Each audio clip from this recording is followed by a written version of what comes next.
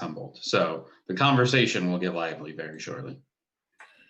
Hey, Tyler, I did not send you an email, but I would like to speak during the public comment portion, if that's possible. Thank you.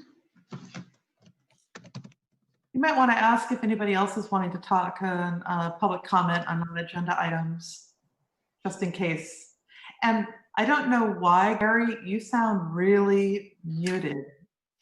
Or am I the only one who had that occur?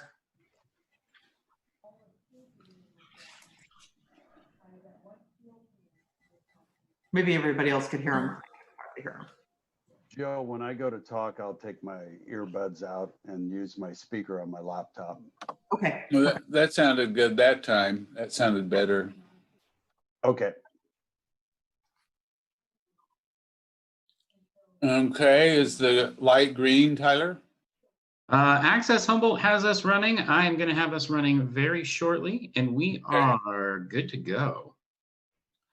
Very good. Okay, well, welcome everybody. I'll call to order the September 10th meeting of the Humboldt Waste Management Board of Directors. And can we have a roll call, please? Yes, Pereira. Here.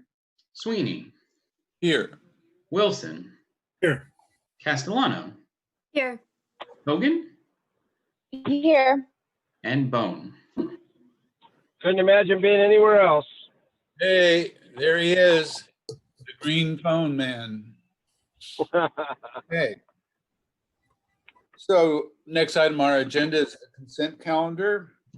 You all know all matters under the consent calendar are considered to be routine by the Board of Directors and will be enacted upon by one motion unless a specific request for review is made by a board member or a member of the public. The consent calendar will not be read, and there will be no separate discussion of these items unless polled for discussions. Is there any member of the board that would like to pull an item from the consent calendar? Seeing none, is there any member of the public that would like to pull an item from the consent calendar?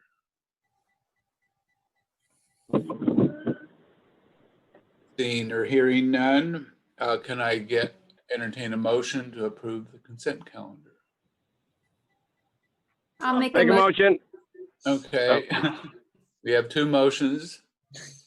One's, I'll be two. okay, so Humboldt will be two.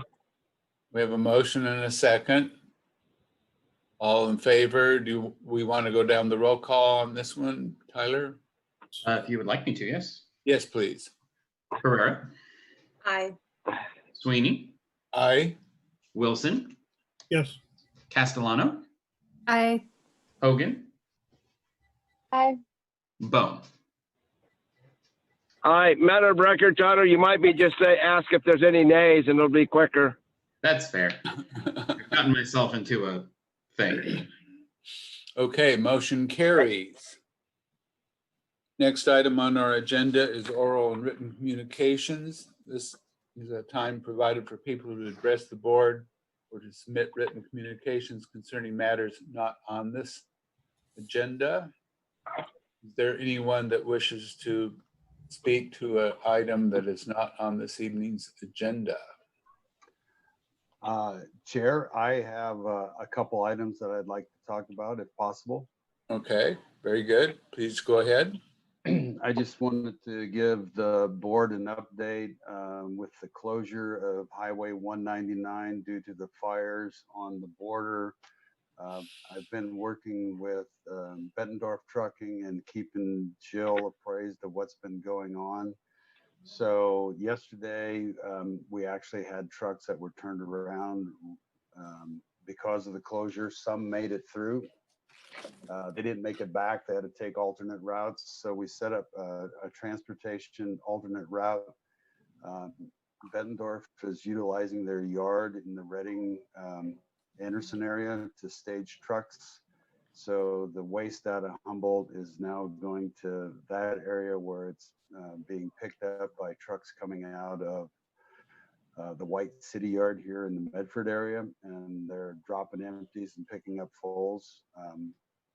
As just recently as 30, 40 minutes ago, Hambro, working with the Del Norte Waste Authority, has gotten permission for trucks to utilize 199 tonight. And it'll be going through because we are actually servicing the utility or the Humboldt Waste Management Authority, providing essential services. That's going to take some coordination because they want those trucks to go through at a certain time and return at a certain time. We don't know that Bettendorf's going to be able to meet that schedule, so we may just continue to use the alternate route for the time being to make sure that we get the waste moved out of the authority's facilities, and we can continue operations receiving waste from the public and the franchise haulers. There obviously is some additional fees associated with this. It's taking approximately, 16 to 18 hours to make that turn. That's why they're utilizing the yard in Anderson. The drivers run out of hours. They're only allowed to drive for 12 to 13 hours. So we're working through all those logistics as we speak. So that is the transportation end of things, and hopefully 199 will get back to normal, and we'll be utilizing that route here in the next few days on a regular basis again. The landfill is able to stay open longer and potentially even on Sunday, should we need to do that, to accept waste to make sure that your facilities are being serviced. We don't really know that we'll need to be open on Sunday, but we do have extended hours to run if necessary. If anybody has any questions on the transportation piece, I can answer those now. And then I do want to talk about fire debris that's potentially going to be coming through in the future with all the fires we have. Yes, go ahead, Jill.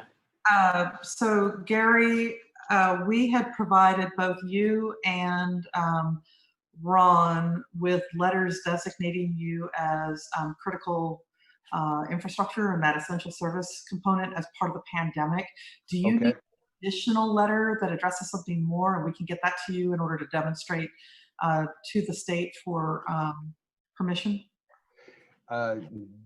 Jill, if you could resend that, just to make sure. We've had so many emails and so much correspondence going on.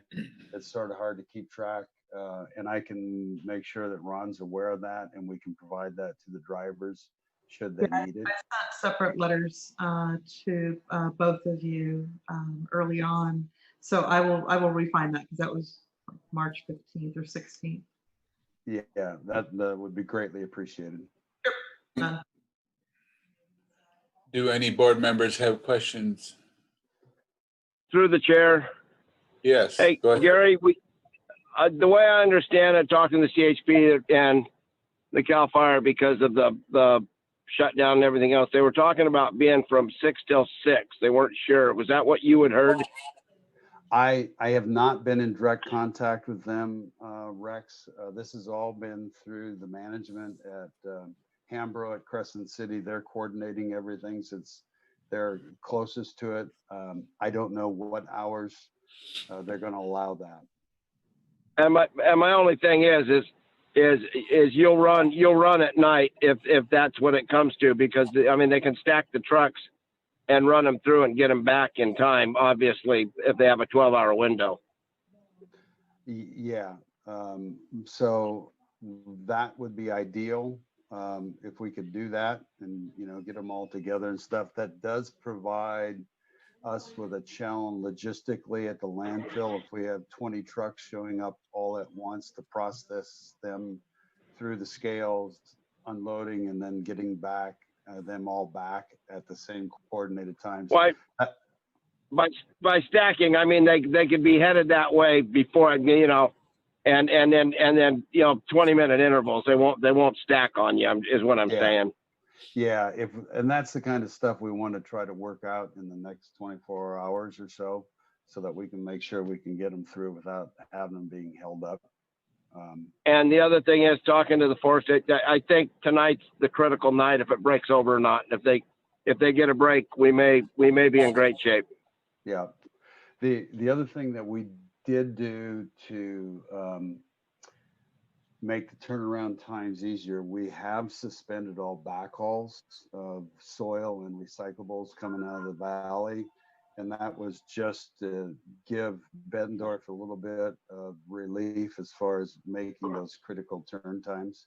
But obviously the objective is to get the waste moved, and we'll worry about the backhauls as soon as we can get those back into the rotation, we're going to do that. Perfect. Thanks, Gary. Yeah. So if there aren't any other questions on the transportation piece, I'll talk about fire debris. Obviously, we've had quite a few fires here in the Rogue Valley, from Ashland through Talent and Phoenix, and we've had a lot of loss of structures, both homes and businesses. So we've been working with DEQ, try to come up with a protocol for how do we start taking that debris. There's several areas of concern. One, there may be hazardous materials that is in that debris. There could be asbestos containing material. There could still be hot embers, depending upon the size of the lumber that's partially burned. That can, continue to be hot for weeks, if not months. So we're working through those protocols, and actually having taken material from California, both the Weed fire from several years ago, and then the Hornbrook fire from just a couple of years ago. CalRecycle had a very good protocol that went through all the testing regimes and what needed to be done. Because when people think about a fire, they just think, oh, it's just going to be structure. But in reality, you're dealing with abandoned automobiles that have to have clear titles. You're dealing with maybe asbestos containing material that I talked about. You may have hazardous landscape like trees that have to be removed safely. There's just a whole gamut of things, refrigerators or any appliance containing Freon. All that needs to be gone through and a checklist confirmed, so that as stuff is removed, it's done properly and it gets to the right place to be disposed of properly.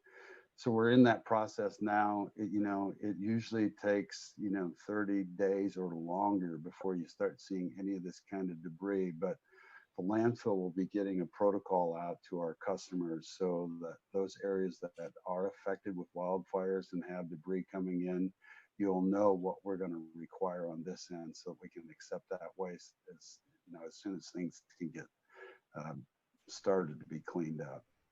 So that is in process as we speak.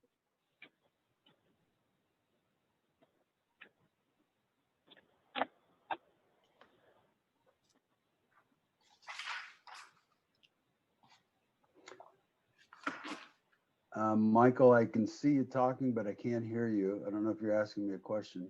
I was just about to say that. Thanks, Gary. Yeah, thank you. I turned it off because the phone was ringing.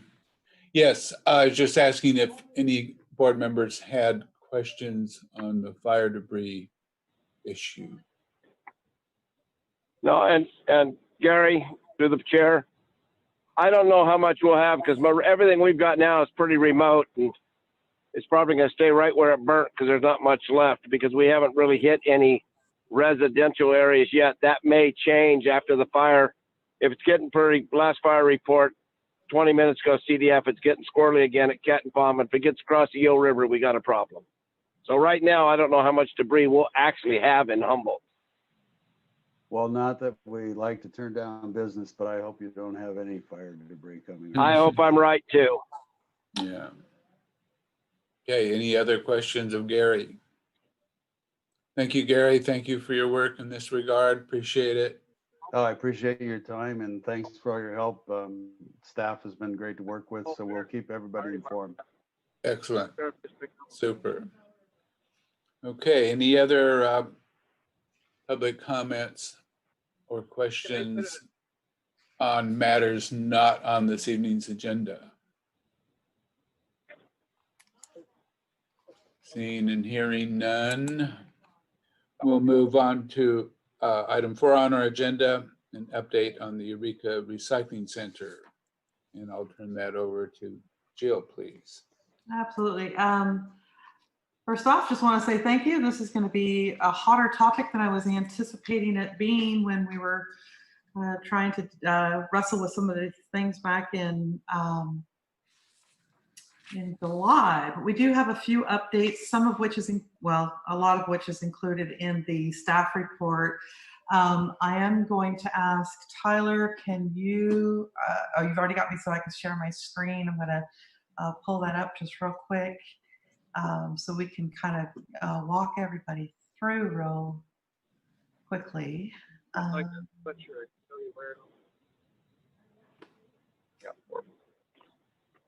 Everybody hear me okay? I can hear you. Okay. So first and foremost, this is just a quick update as far as the Eureka Recycling Center's CRV update from the board meeting that we had last July, which has been a bit ago.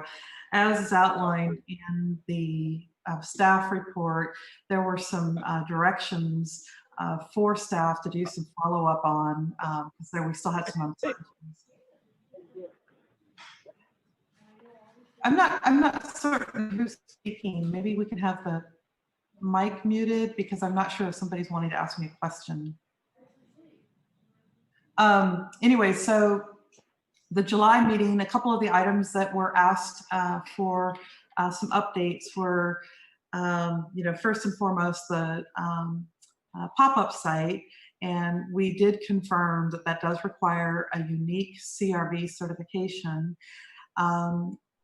We've also had the question that has gone before appointments and whether HWMA can accept CRV customers by appointments. And I will tell you that we've received some contradictory responses from CalRecycle, and I'm going to touch on this one in a few minutes.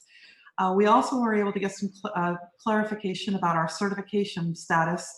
As we outlined in July, our certification to conduct a CRV buyback technically expired in May, but because we've been operating underneath the shelter in place as a result of pandemics, CalRecycle is essentially extending that certification status. So we remain quote unquote certified, but we don't have a valid voucher. At this juncture, so long as we're continuing to operate and that we will participate in state training when that training is available, we are allowed to operate for the CRV. I just want to note that that particular clarification did not come through until the Time Standard asked a question in August. We've been getting the runaround. I think Eric spoke with 9 different representatives and we couldn't get an answer, but I got a phone call after the media called them to inquire. So I called the Time Standard back and I said, I want to thank you for sort of shaking that tree because it resulted in our getting some clarification. One of the other things we did is we took a look at alternate operators for a CRV site in terms of like an off-site kind of thing. So we approached both a nonprofit in broad concept, it was a very high level kind of conversation, as well as an out-of-county private operator to consider potentially operating satellite locations to help address the issue of lack of facilities that will do redemption. And then, of course, the other question was Humboldt Sanitation and Recology, what their current status was. And so one of the things that I just want to inform the board of is that we've been doing our best to provide CRV services within the allowable constraints that have been posed by CalRecycle. And when I'm saying that, I'm referring to all the time. Unless their statutes and regulations are explicitly addressed in legislation, they simply don't have the flexibility and they retain a really hardline stance. And that has created a lot of tension and frustration for your staff, between staff and the board, as well as the community that we're trying to serve.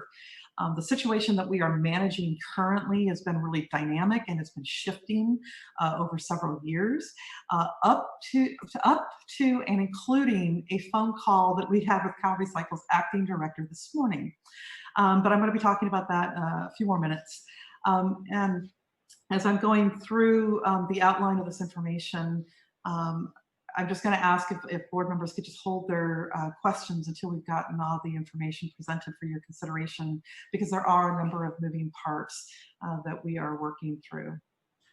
So during the initial shelter in place, as board members will recall, HWMA's, our primary purpose is to be handling garbage and the collection, transportation, and disposal of trash. And so we really worked hard to realign our operations so that we had resiliency and that we had continuity of operations. The governor issued an executive order which allowed CRV closure of facilities. So that pertained to grocery stores and redemption sites, as well as the site such as we operate. The other item which occurred was in March, an early time.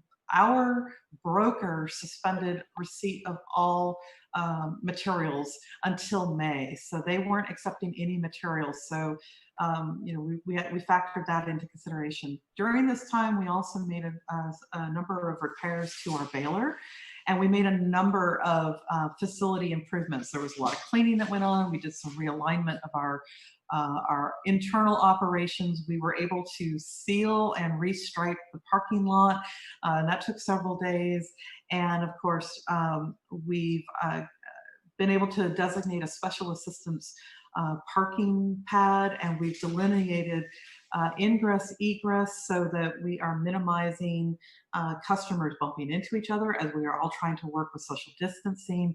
And if you'll note in the bottom of that photograph, we also have a designated pedestrian and bicyclist pathway. So instead of pedestrians and bicyclists kind of coming in and co-mingling randomly, everybody is now being controlled in terms of their access to our site.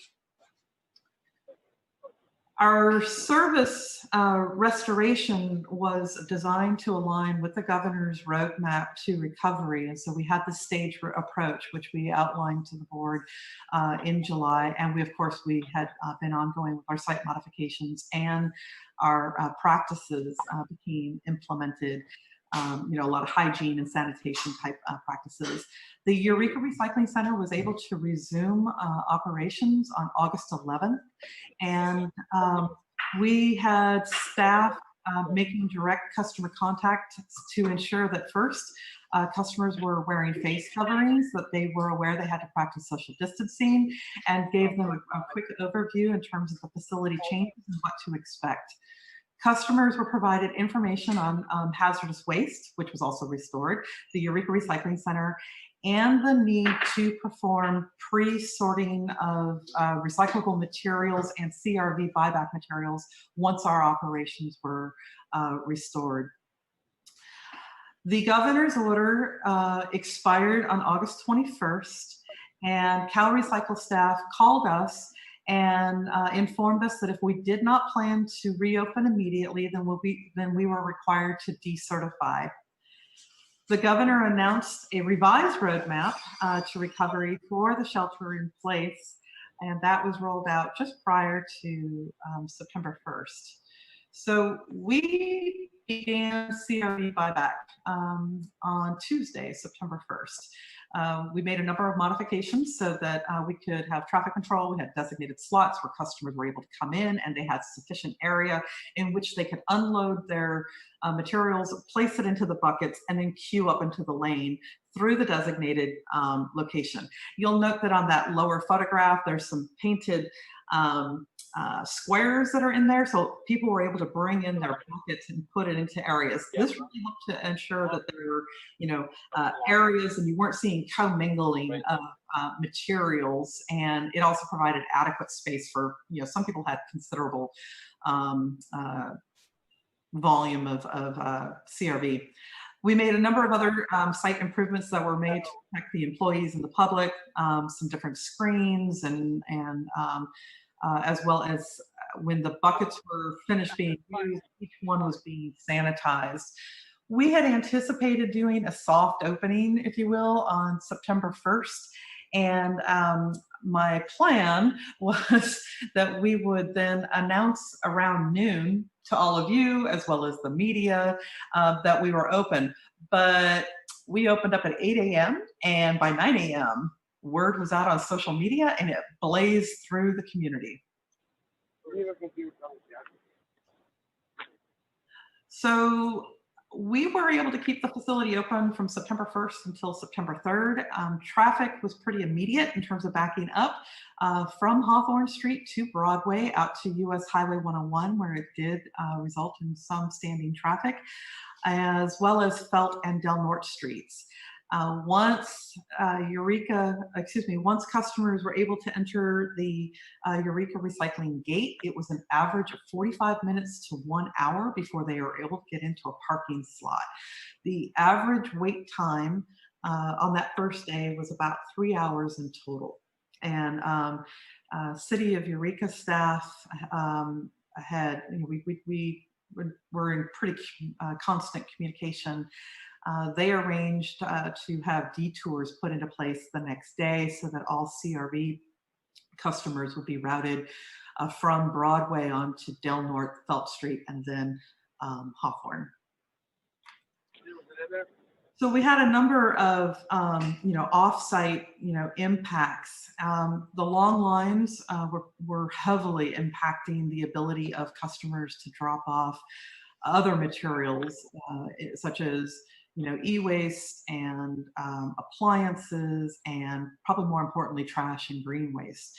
So our staff was continually going through the line in order to identify what kinds of material the customer may have, and they would then be routed around the CRV line. And we had a number of our staff working on Hawthorne Street, Felt Street, as well as Del Norte Street, which of course raises issues around the need to secure an encroachment permit and ensure that we had insurance to cover in the event that there was some sort of an accident.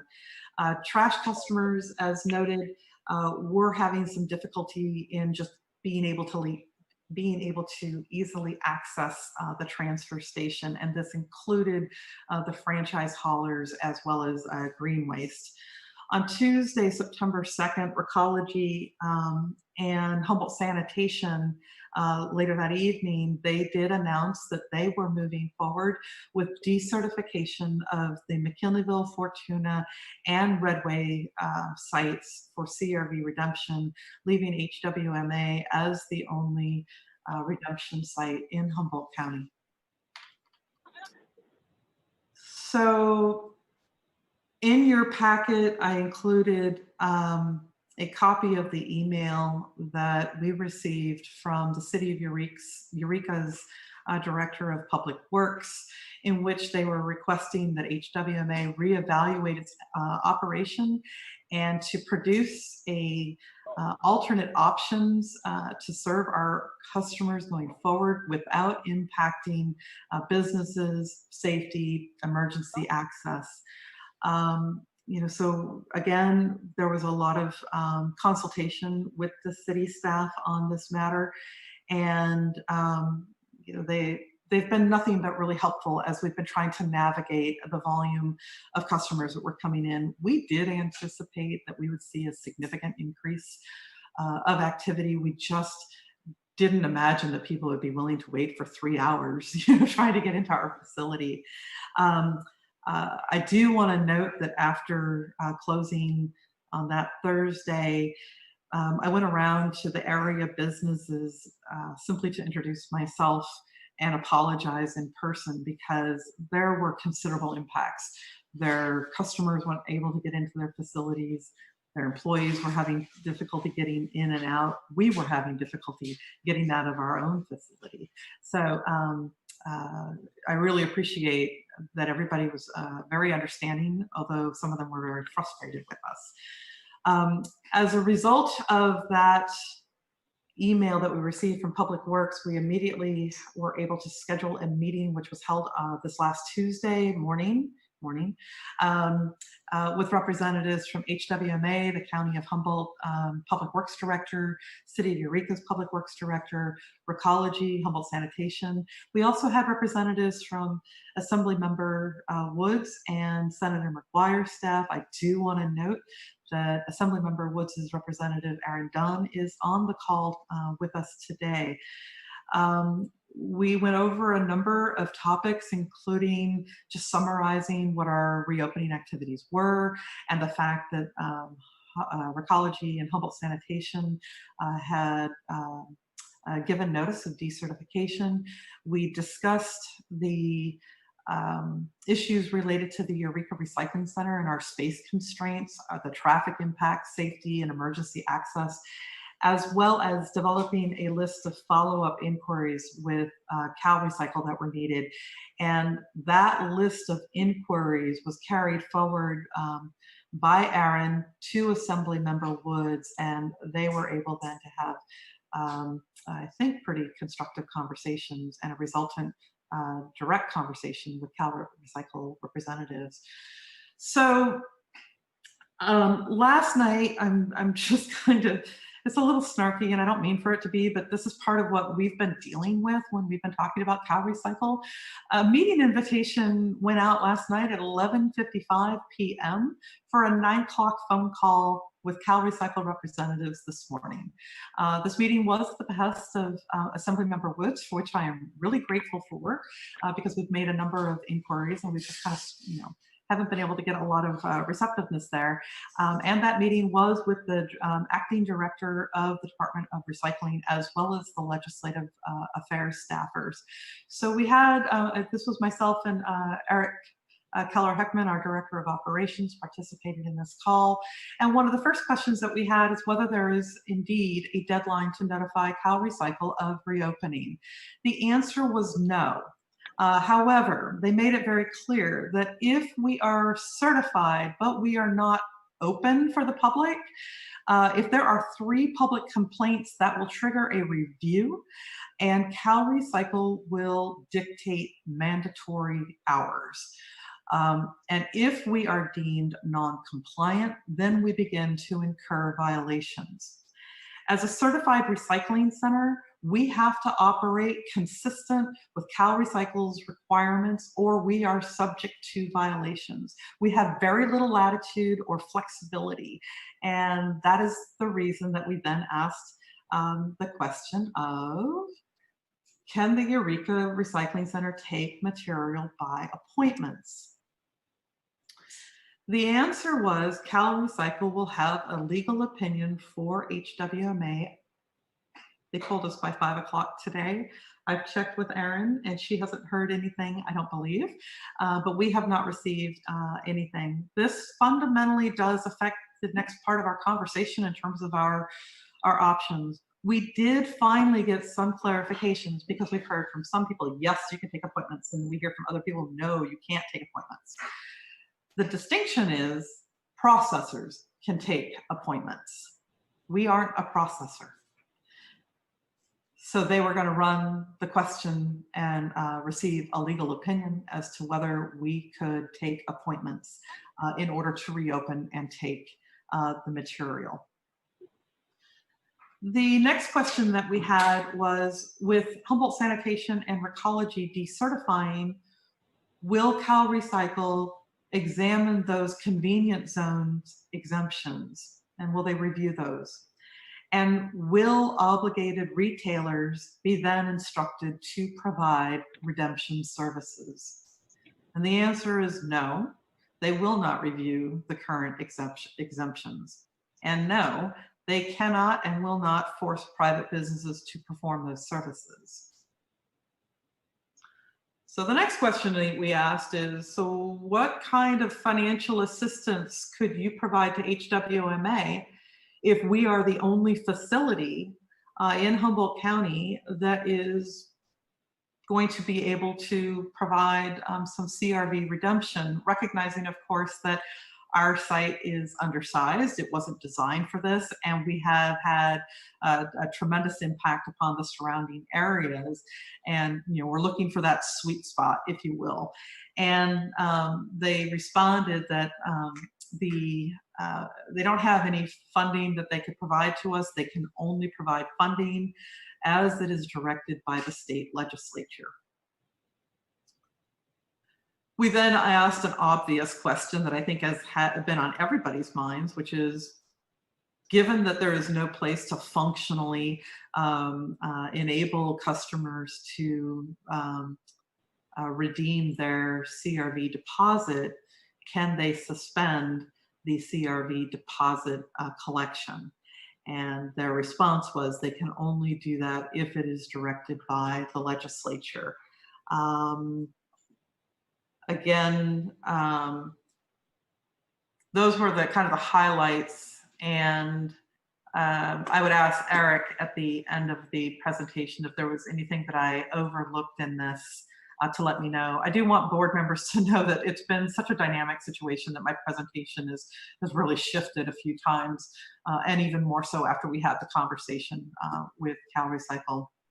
So before our suggested alternatives are being presented, I want to just remind board members, I know that you know this, but I just want to kind of emphasize that we have worked really hard over a number of years to reduce our costs, to stabilize our rates, to realize efficiencies while continuing to expand our services without raising our waste disposal fee.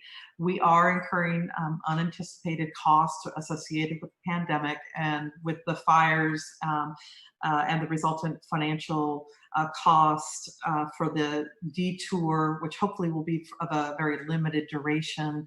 There's going to be an additional financial impact. And depending on the board direction that we receive this evening, there could be some additional cost to operate CRV buyback services.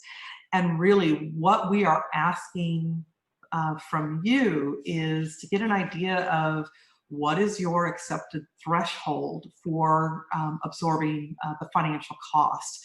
It's not a barrier question, and I want to make that really clear. It's not a barrier question, but it's a question to assess what is the board's willingness for the community to fund CRV buyback activities, because these additional costs will likely be carried on the tip fee. And so if we can get a sense of where that comfort level is, that helps us to provide some parameters for us to develop realistic options for your consideration. And that's where things have been a little stymied following the conversations back in July. Okay, are you done, Jill? No, not quite yet. I'm sorry. Okay. I got That's myself all right. behind on a Good. slide. No, that's fine. That's fine. The other item that I just want to note is that currently the recycling fee, which is built into the tip fee, does support the overall Eureka Recycling Center activities to the tune of just shy of $750,000. So what I'm asking for, what the threshold is, you're currently at about $750,000. So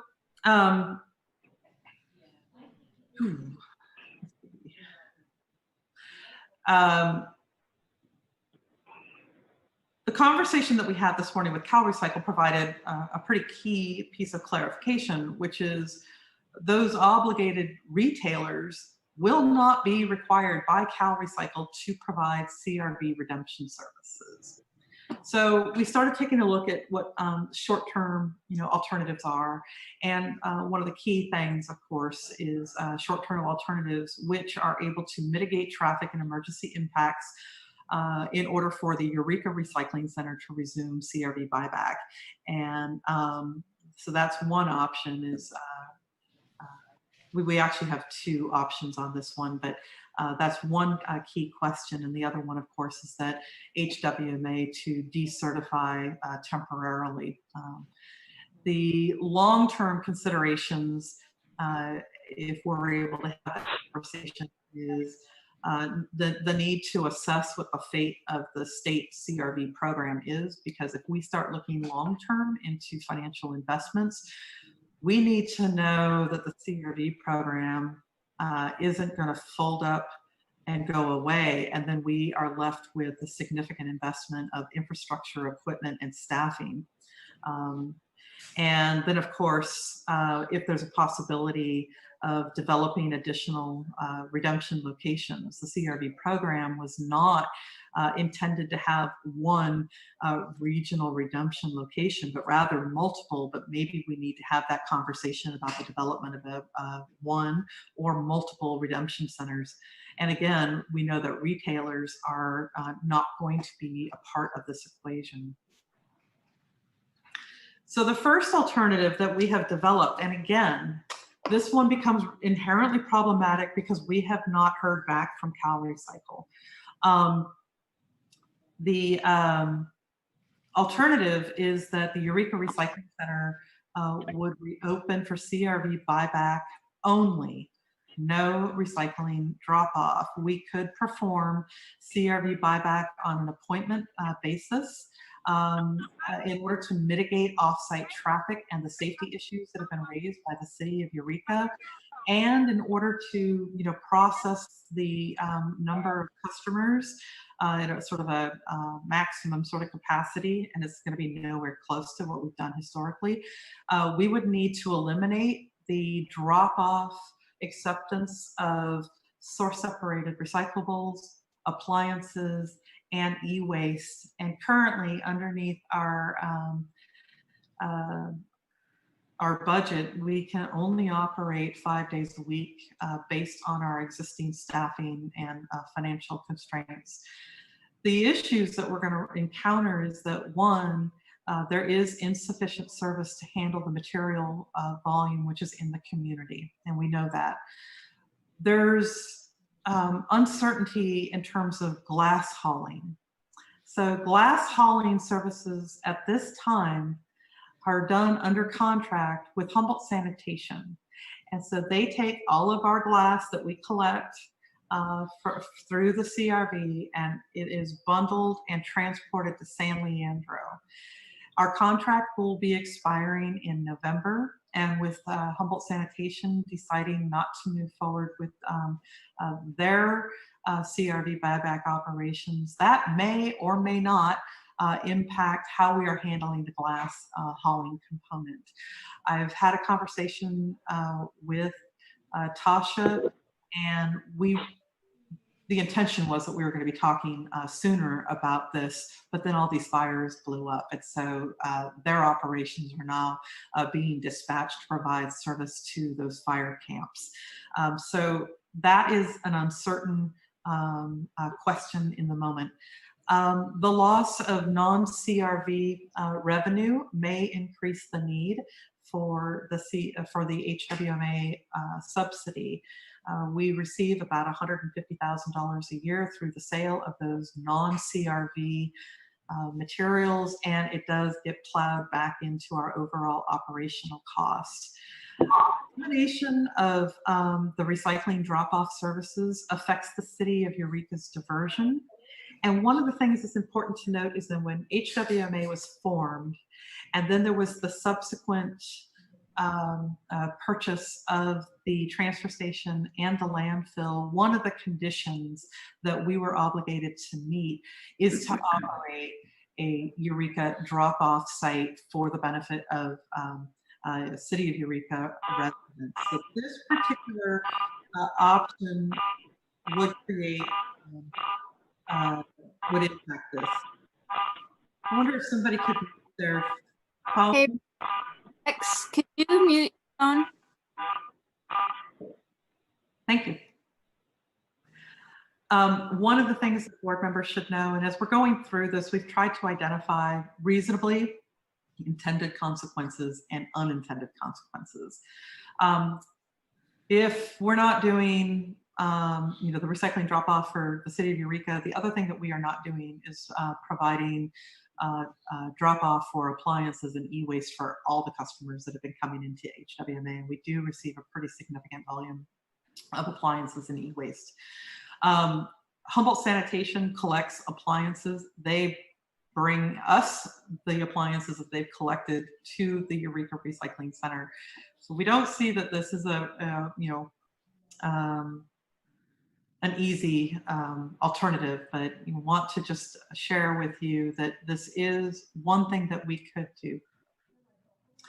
The second option, I should say, and this is a short-term option, is that we would operate the Eureka Recycling Center with limited CRV buyback and recycling drop-off. We would need to have appointments apply to both CRV and drop-off customers per day in order to mitigate the off-site traffic impacts and safety issues.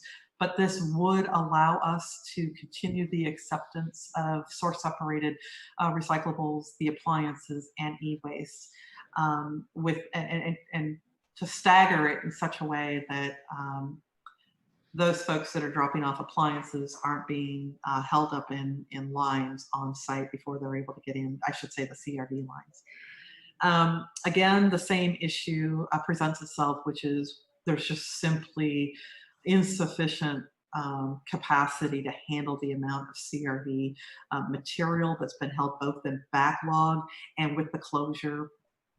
And I shouldn't say closure, with the decertification of the other 3 locations, it puts that much more of a burden on our facility. The same issue presents itself as far as the uncertainty around the glass hauling, but the advantage is that it would enable the continued receipt of the drop-off of appliances, e-waste, and source-separated materials, which we are currently obligated to accept.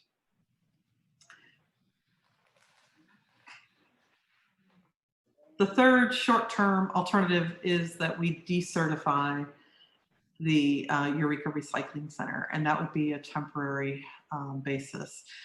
We would decertify until we have a viable plan that has been developed, which avoids those potential violations by CalRecycle. The state CRV program, of course, as we mentioned numerous times, was designed to have multiple redemption locations that were operated by obligated retailers. And the recycling center decertification, we thought, and actually this is one of the slides I didn't get a chance to get back to, we thought that it was going to force CalRecycle to evaluate those exempted convenience zones, but they did clarify in our meeting today that in fact it does not.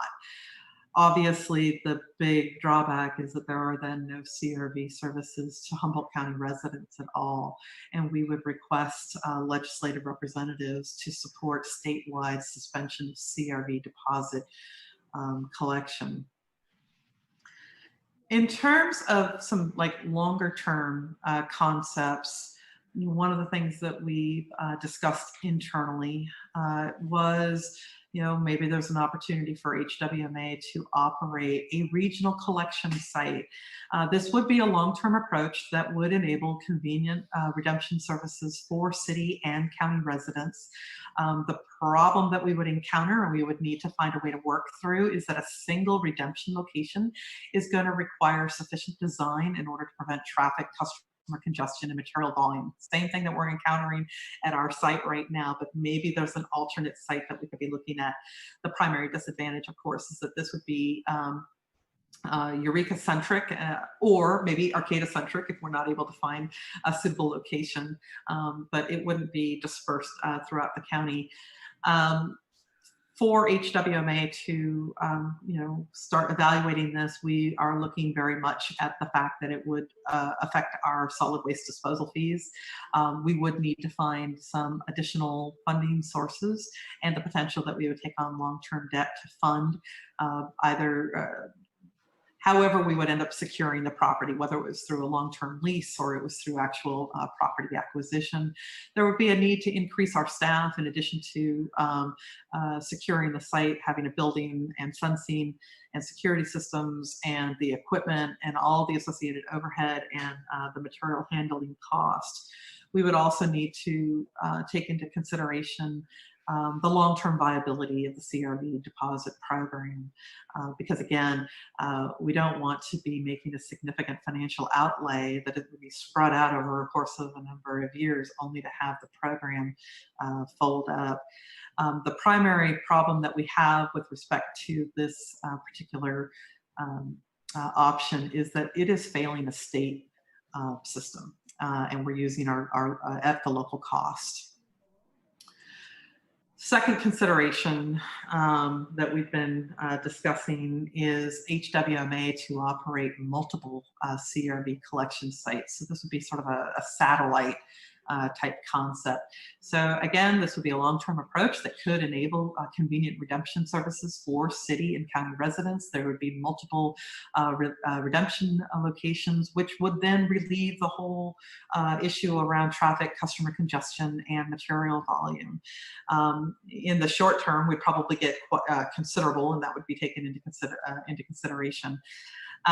Same issues present themselves in terms of how it would end up being funded and the potential for the cost to be borne on the solid waste system, and just the continued enabling of a failing state system, which means CalRecycle can continue to say, well, they're finding a way to work with it, so we don't really have to address the whole problem.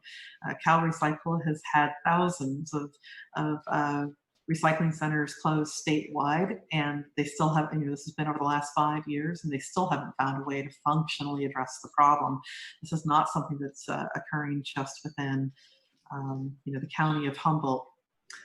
The existing state of CRV redemption, as you know, is adversely affecting California residents and businesses. And CalRecycle currently is collecting about $1.6 billion annually. The recycling centers who are performing the redemption cost, we recoup our costs through the sale of the materials primarily. Currently, those materials have a very low value, which is contributing to redemption centers closing, such as the decision that Humboldt Sanitation and Ecology have made, or they need to be subsidized by local government. It's not sustainable. It's not fair to California residents who deserve to be able to collect their deposits back. It's a state program, and it requires a legislative fix. So we are also proposing, in addition to getting some direction from you, that a letter be prepared to the legislature and be circulated to CSAC, California League of Cities, RCRC, in addition to the other cities and counties who are our member agencies, in which to raise this level, because the current situation is untenable. I'm sorry, I got distracted. I've got some quail on the front porch and they're really adorable. I do want to very quickly note that I would like to ask if Eric has any additional questions or comments based on this, and that Eric is available to speak specifically around operationally some of the challenges that we encountered over the course of the last week. I really want to underscore how amazing the general public was in coming to our facility. They were patient, they were wearing their mask, they were really appreciative of what was going on. And I think a lot of people recognized after sitting for several hours without getting out of their car that we too are doing the best that we've been able to do. So Eric, is there anything else that you would add to this? No, not at this time. Okay. Chairman, I would ask if anybody has any questions. Sure. Okay, Tyler, can we go down the roll call and see if people have questions?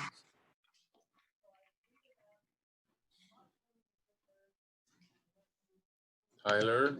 Sorry, I am here just handling it all at once. That's fun. Yeah, can we go down the roll call, please? Of course. Pereira? I don't have any questions at this time. Thank you.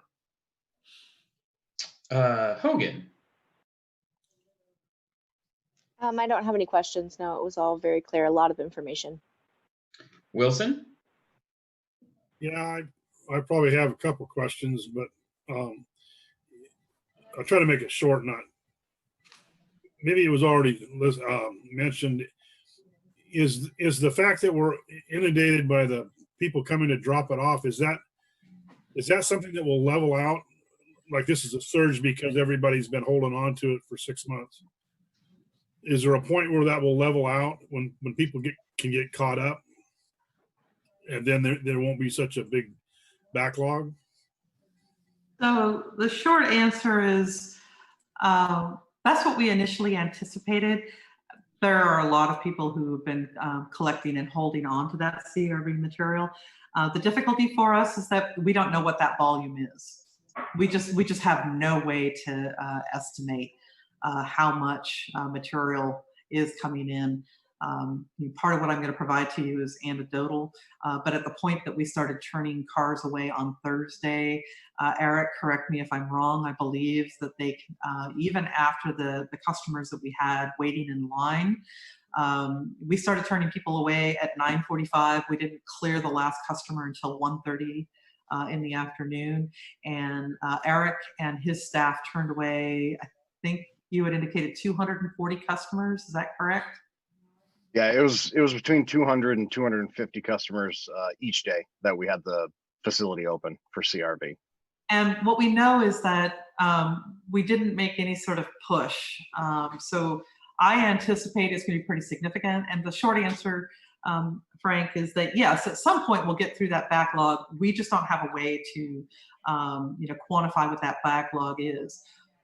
The game changer for us in terms of how we're managing things is that with the decertification of the other 3 transfer sites, I don't know when we clear that backlog and what the new normal will be. I mean, it's going to be, we anticipate easily a double or tripling of what we were previously processing.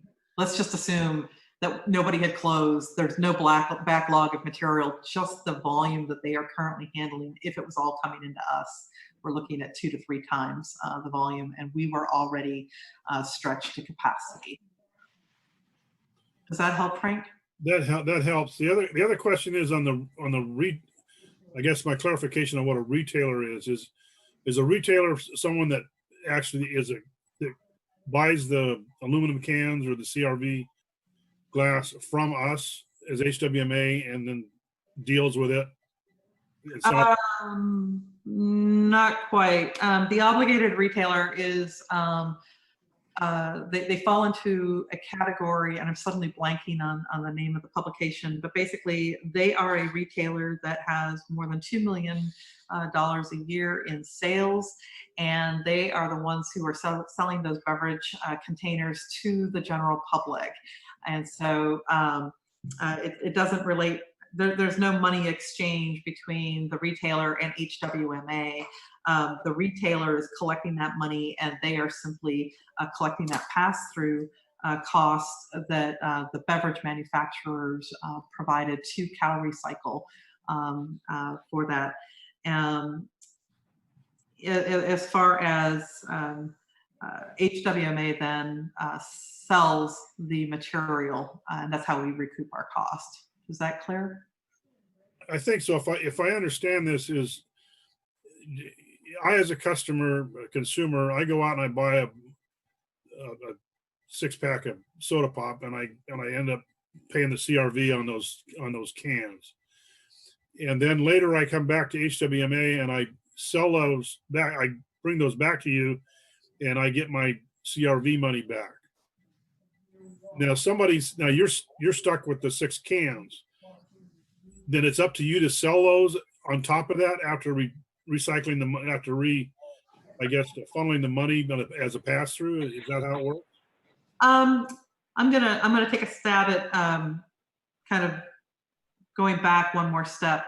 So beverage manufacturers who are producing the beverages and placing them into the containers, they do basically a count of those containers, and 5 cents on every container, or 10 cents.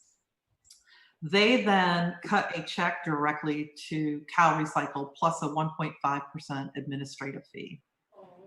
They then take that beverage and they distribute it to distributors and to the grocery stores, and they charge those folks the cost plus the CRV. So basically it's a pass through.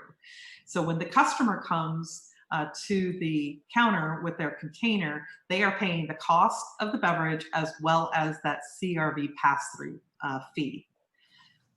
When they finished consuming it, they bring it to us. We pay them the 5 cents. We take that container, and then we package all the containers and we sell it to a materials broker. We sell it at a cost, and I'll use, sorry,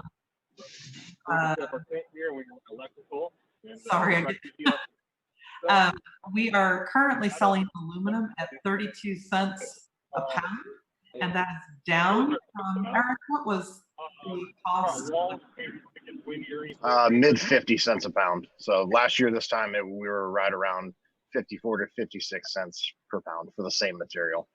And that's actually down from where it was a couple of years ago, which was like $1.62 a pound. Currently, a year ago, PET plastic was 18 cents a pound. Today, it's 11 cents a pound. And those materials are getting thinner, along with many beverage manufacturers beginning to shift that material composition so that they're looking towards lighter materials.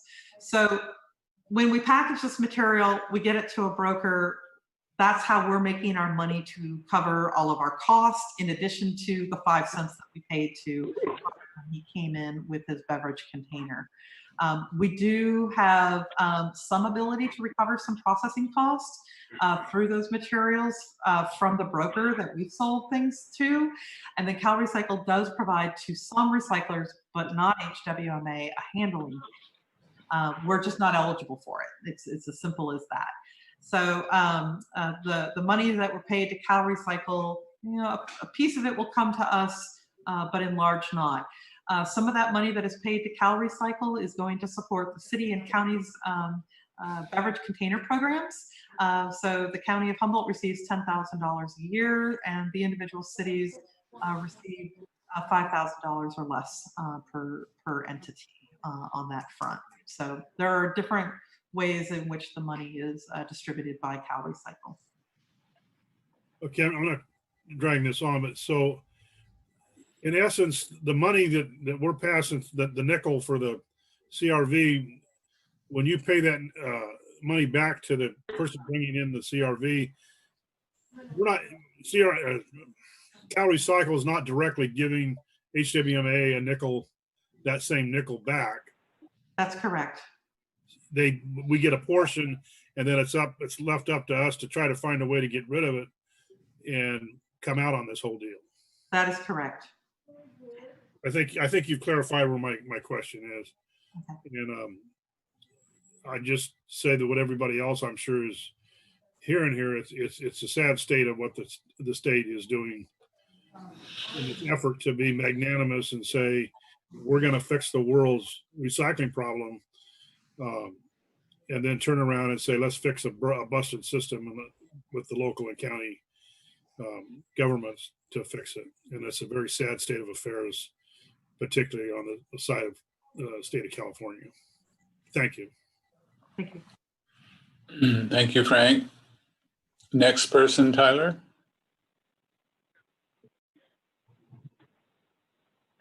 Castellano.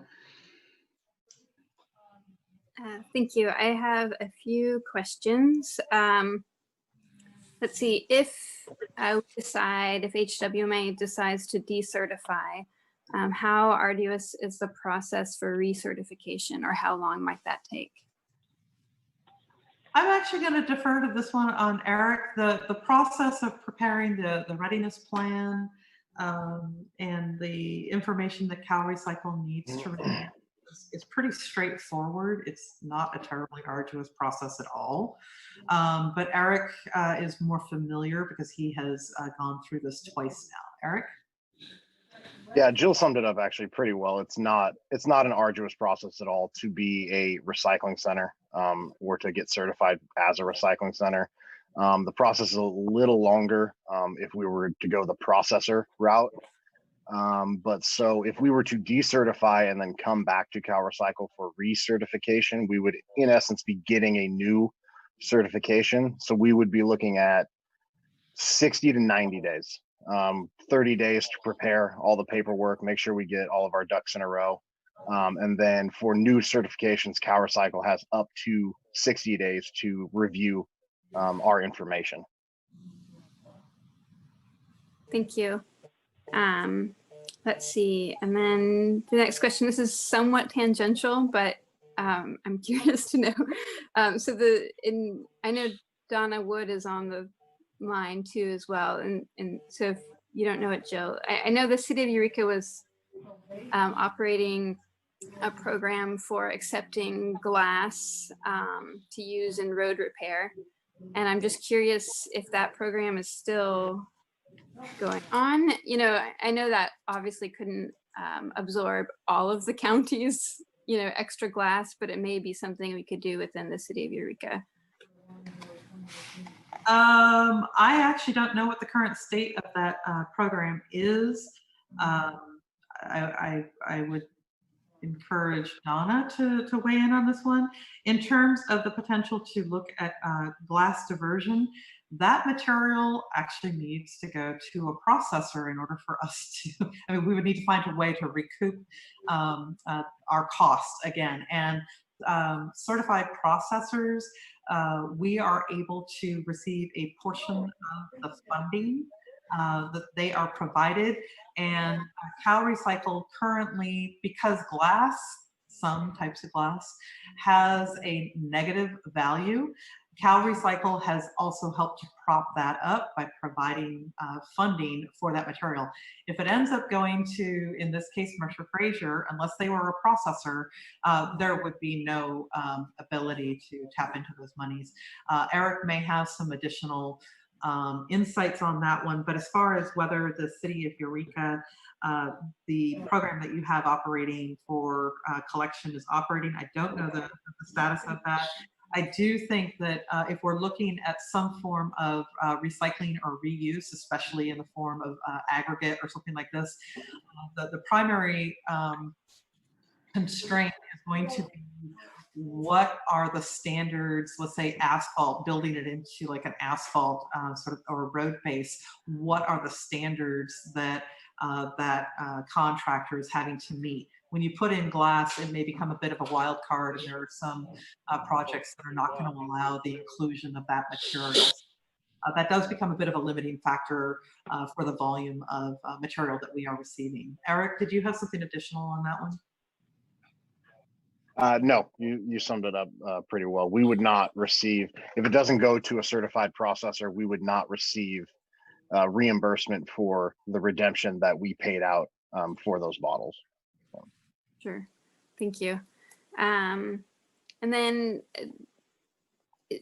it seems like this, you know, you've talked about this problem kind of happening throughout the state.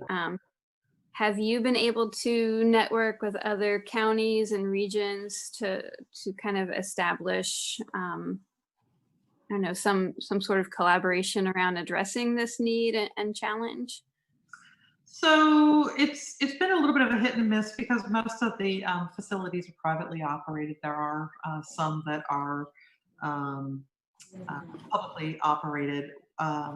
One of the big challenges that we have had is that many entities with the current shelter in place, people are working remotely. So getting people to follow through and contact back has been really challenging. I had some of the early conversations, which I did relay to you. It hasn't been changed in terms of many of the existing redemption sites are currently losing money, and they are hoping that the market is going to be able to turn. And what has been relayed is we don't know how long we continue to do this because we're all looking at decertifying if we are not able to make the finances work any longer. Certainly in the case of Humboldt Sanitation and Recology, we have all been talking. I'm not surprised that they opted to go with decertification. Most of our conversations have been, well, we're going to see if we can remain closed until January, and the market is beginning to bounce back. But that required that the governor would continue to keep that option to suspend operations. And with the governor's executive order expiring, and they had to tell CalRecycle, like we did, are you going to reopen or decertify? Great, thank you. Just last question, and it's more like looking at some of the long-term considerations that you put forward. It seems like,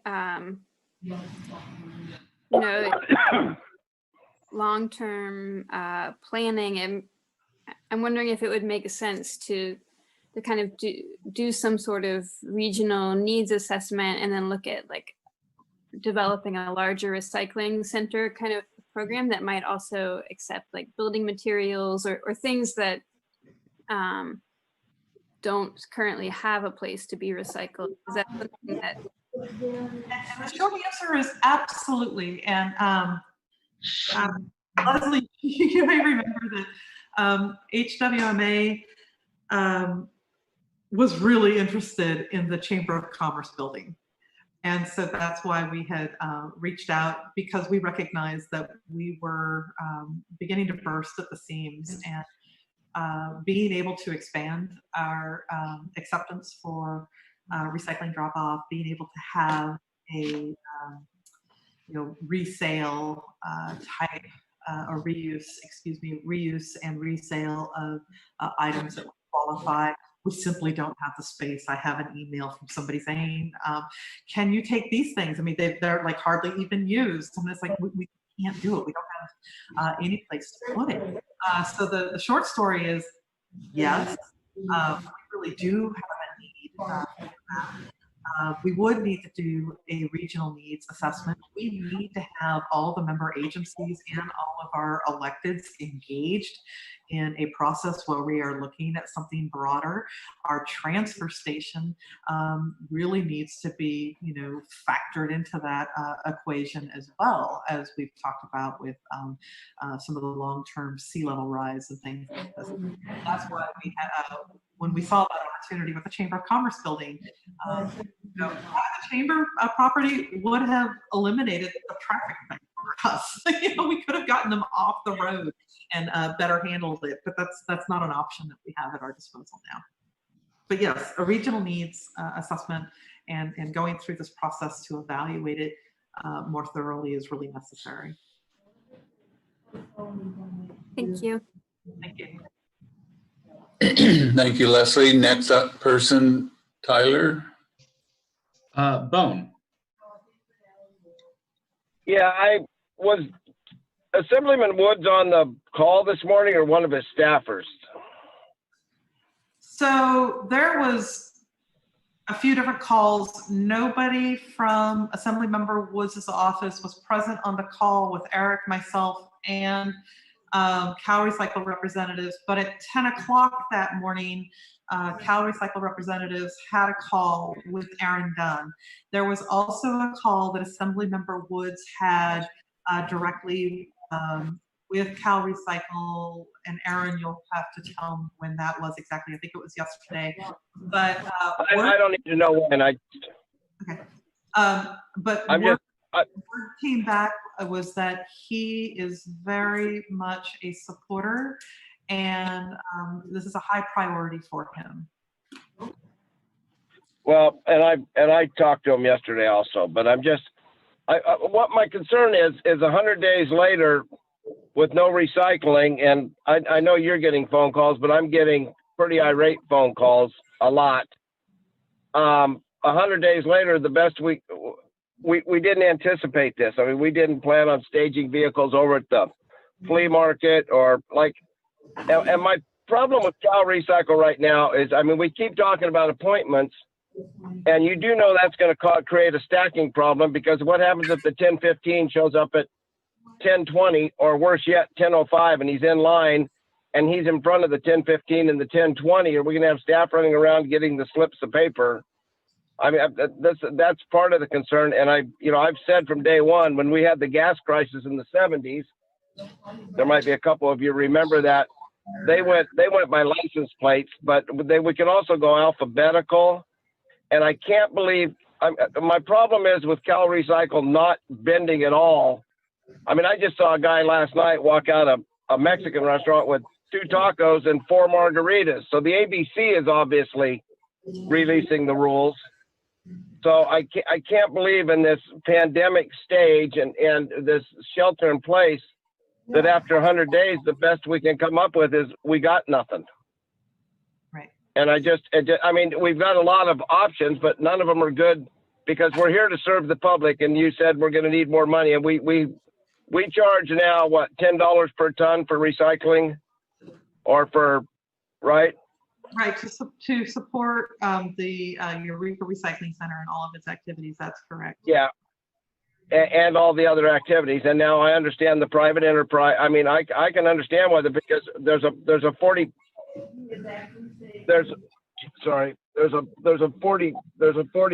or 40% reduction in recovery rates. So there's really no reason for anybody to get in this business.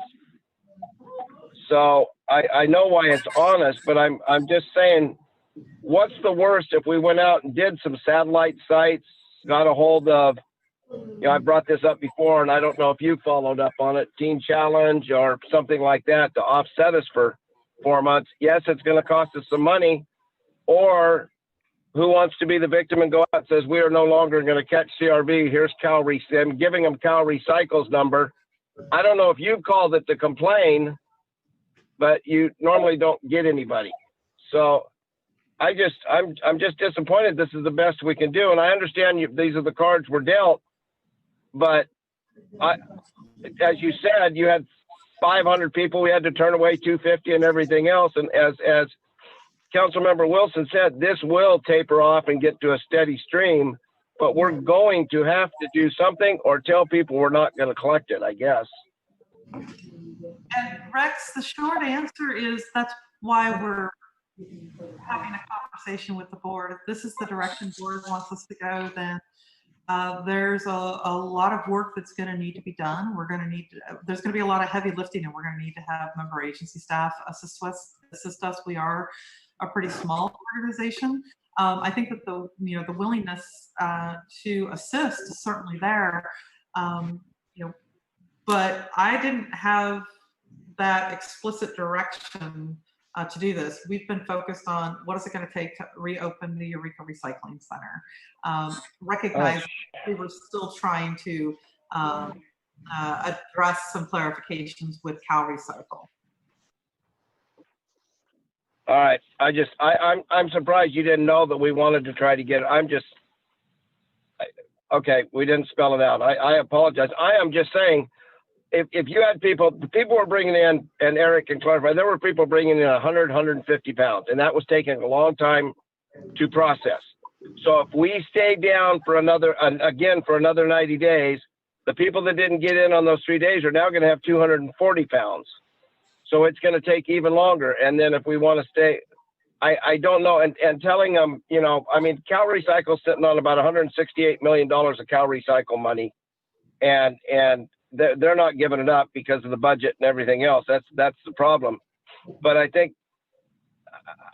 we've got to do something. And I don't feel like we've made any progress. We've just got a whole bunch more roadblocks. And basically, do we want to die by hanging, by electric chair or gas? I mean, that's what I feel like the 3 options are. We're still going to be dead. And I don't know. And unless you can, I don't know which door is better, door 1, door 2, door 3, because we didn't get very many good options. And I can't worry about what Humboldt Waste Management and Recology, they're private enterprise, so we can't influence them or tell them what to do. So we just have to worry about what we're going to do. And I don't know from all of this, Joe, I just don't see where we're going. And I'm not trying to be a hard ass. I had 4 phone calls, and I can't repeat some of the names I was called yesterday. And that was just yesterday because I was keeping track knowing we had this meeting tonight. I'm at the fairgrounds right now at the evacuation center and have been for the last 36. So I'm just saying, what is the best option short of we're just not going to do it anymore because they won't help us?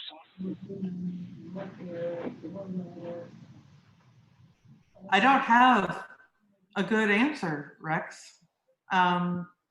It's been shifting, and I have been trying to put together options that we are reasonably able to accommodate with our existing staff and our existing resources.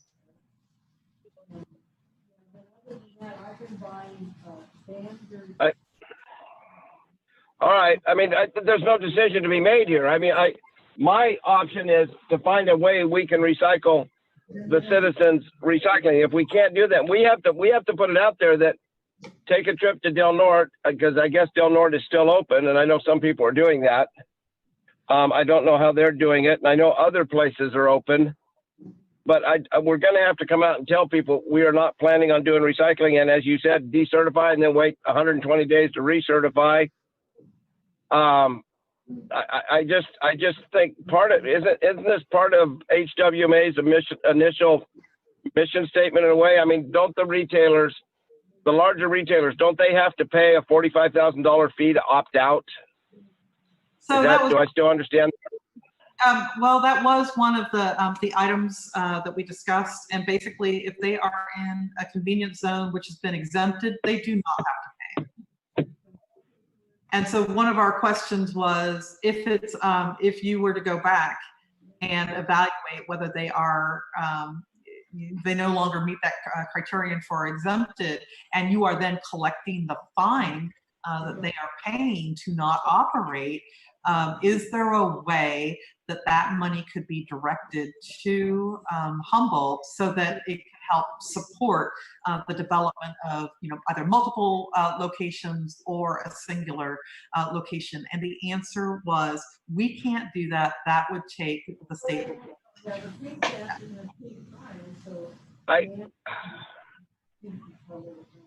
All right, then I have no more questions.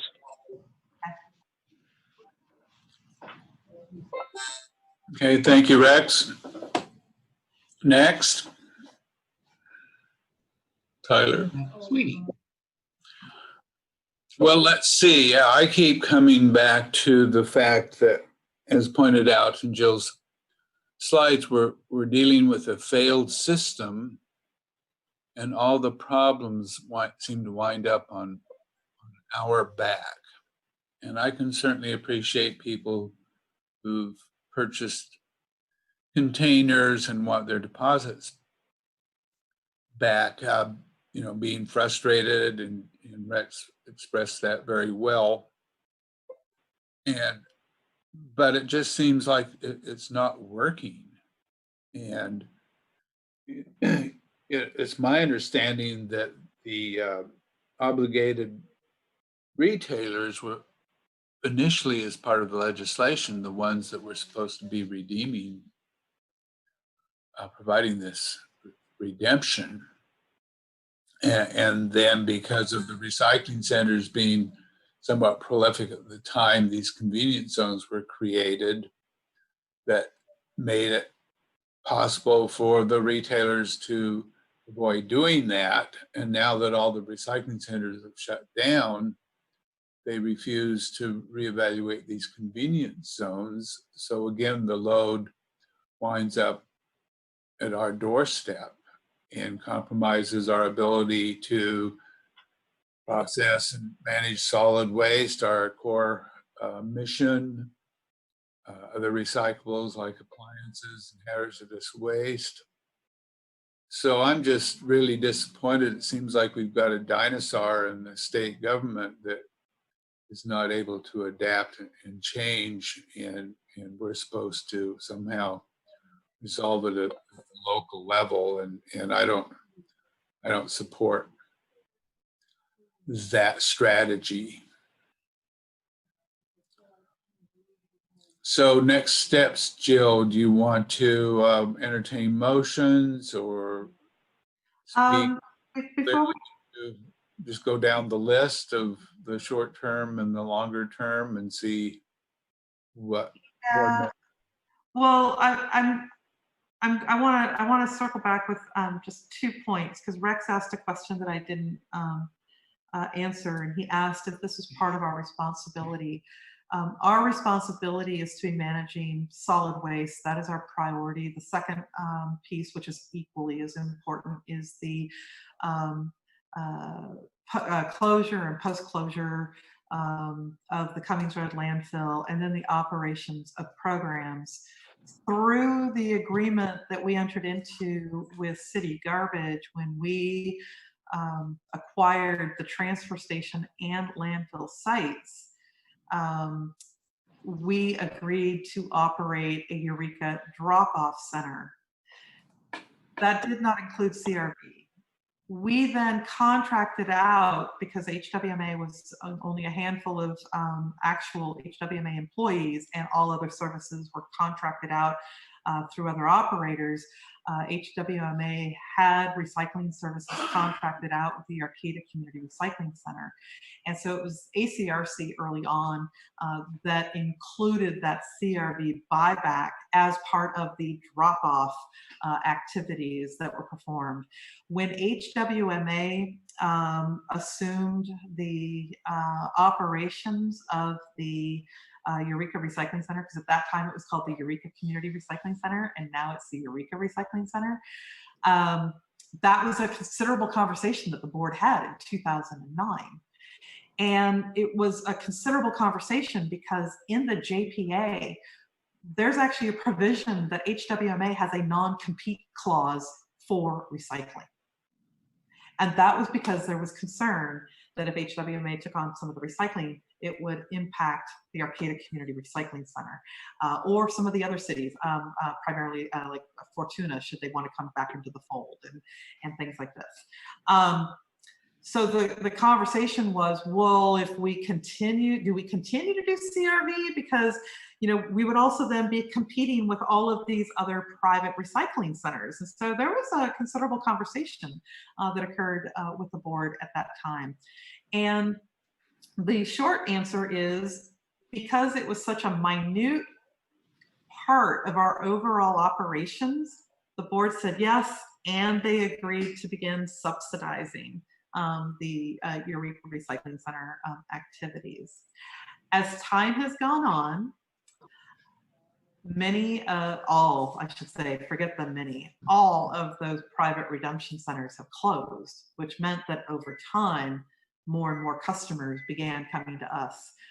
For board members that have been on the board longer, you'll recall that periodically we say another recycling center is closed, and we're getting more, you know, volume and customer transactions, and our staff are beginning to get kind of, you know, taxed or maxed out. We've added one position in the course of the 8 years to the Eureka Recycling Center to help process that material. So, you know, it's not a mandate per se. It has been a service that we have been providing, and it's been a slow shift, and it's considerably larger. So, just to give that little bit of history. And the other one, Michael, around CalRecycle. I don't want to miss the opportunity to let board members know that the state legislature did make an attempt. There was a piece of legislation that was heard back in January, and I want to say it was just at the end of January. And the upshot is they were trying to make a run at fixing some of the CRV. I mean, it's something that everybody has been desperately searching for. Unfortunately, that bill was defeated. And so before they even had the opportunity to kind of get their feet back underneath them and figure out how to strategize to, like, let's figure out how we can make it better and make another run at it, the pandemic hit. And they now are not going to be convening in a new session for another 6 months to a year. I don't remember exactly where we are right now, so forgive me. So I do think that the state legislature recognizes that there's a problem, but I think it's really, really difficult given the number of lobbyists and the pressure that they're receiving. And there was an additional bill that was just last week. It was a plastics bill that was introduced both in the Senate and the Assembly, and they were voted down, and it was by a very small margin. So there is a recognition, and they're just not able to, you know, get something functional through. Okay. Thank you for that. I don't know if that helps. Yeah. Before we, well, I'm not really sure how you want to go. Maybe having board members weigh in after they've heard all of this information with kind of what their preference is before you go asking for a motion would be appropriate. I think we've gotten to clarifying questions, but you know, in light of this information, trying to glean where everybody is. Yeah, could you perhaps just verbalize the 3 short-term options and then the 3 long-term options, and then we could have board members express their preference or speak to whatever option Absolutely. resonates for them. Does that make sense as a approach? Absolutely. And you know, again, my apologies in the sense that this has been so dynamic and we work so hard so that we can get information to you guys so you're not having to be in this position like this. Yeah. So Leslie is raising the issue about public comment. So maybe before we do that, let's go to have a line. Let's go to the public and see if there's anyone in the public that wishes to speak to any of these issues we've been discussing this evening. I'm so sorry. I got that turned off. Oh, there we go. Right now, Ms. Dunn wanted to make some comments, so I would go to her first in line. Yeah, Erin, go ahead. Oh, thank you. Good evening, Chair Sweeney and members of the board and staff. My name is Erin Dunn, and I am the local field representative for Assemblymember Jim Wood. And I'm here to let you know that Assemblymember Wood is well aware of the extremely frustrating nature of this situation, and yesterday spoke with the CalRecycle director. Dr. Wood emphasized at that meeting the public's ability to get their redemption value for the bottles and cans has become just about impossible in Humboldt, and asked the agency to be creative in finding ways to provide flexibility to HWMA. During the call, he urged CalRecycle to work on solutions rather than creating barriers to resolving the complex CRV problem. Humboldt County is large and it's rural, and one recycling center that accepts CRV is obviously not acceptable. He also understands this isn't a one county problem and it will take the cooperation of the administration to fix it. But in the meantime, he made it very clear to CalRecycle that he will continue to fight for a solution that serves our area. Thank you. Thank you very much. Any other? Through the chair. Yes, go ahead. Yeah, go ahead. Aaron, and that I know that's the company line, but can we get follow up on what's going on? I mean, that's what I'd expect it to be said, and I'd expect that what we go after and what other counties are doing.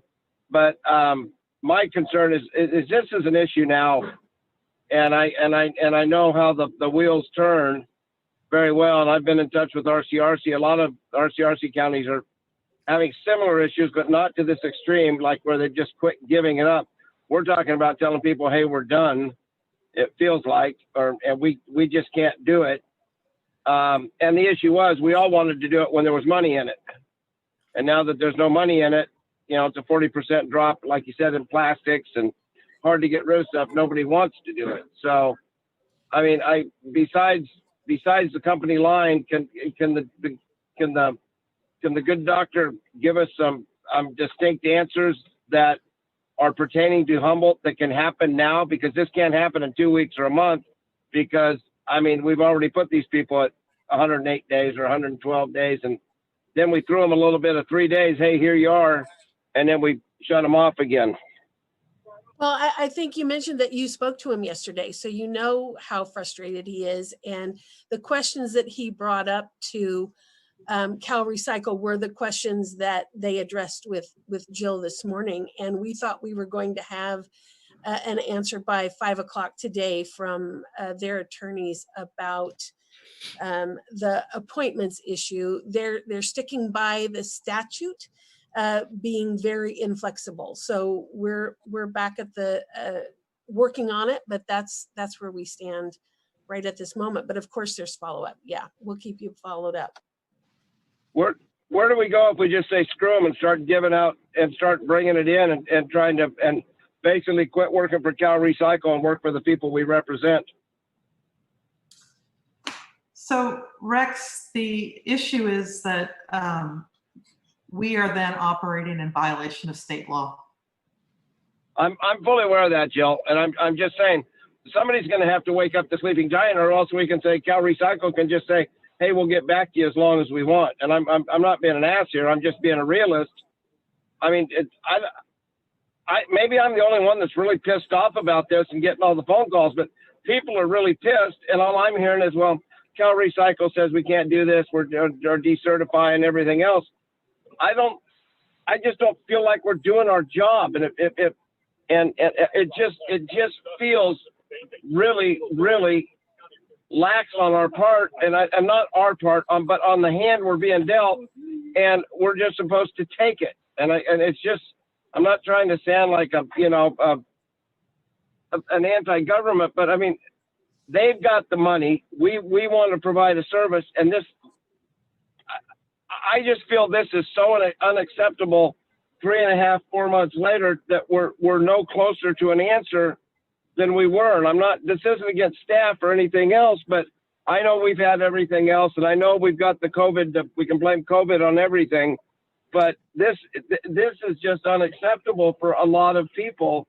And that's what I keep hearing. And if we are not going to do it, then take a full page ad out or go online, says we are just not accepting CRV because of CalRecycle, call them. And if 3 complaints are what's going to trigger them, this should pretty much put it over the top. Michael? Okay, Attica, yes, Jill. Attica. I'm sorry. I just wanted to address Aaron, because we did not have an opportunity to circle back. And I'm really glad you're able to join us this evening.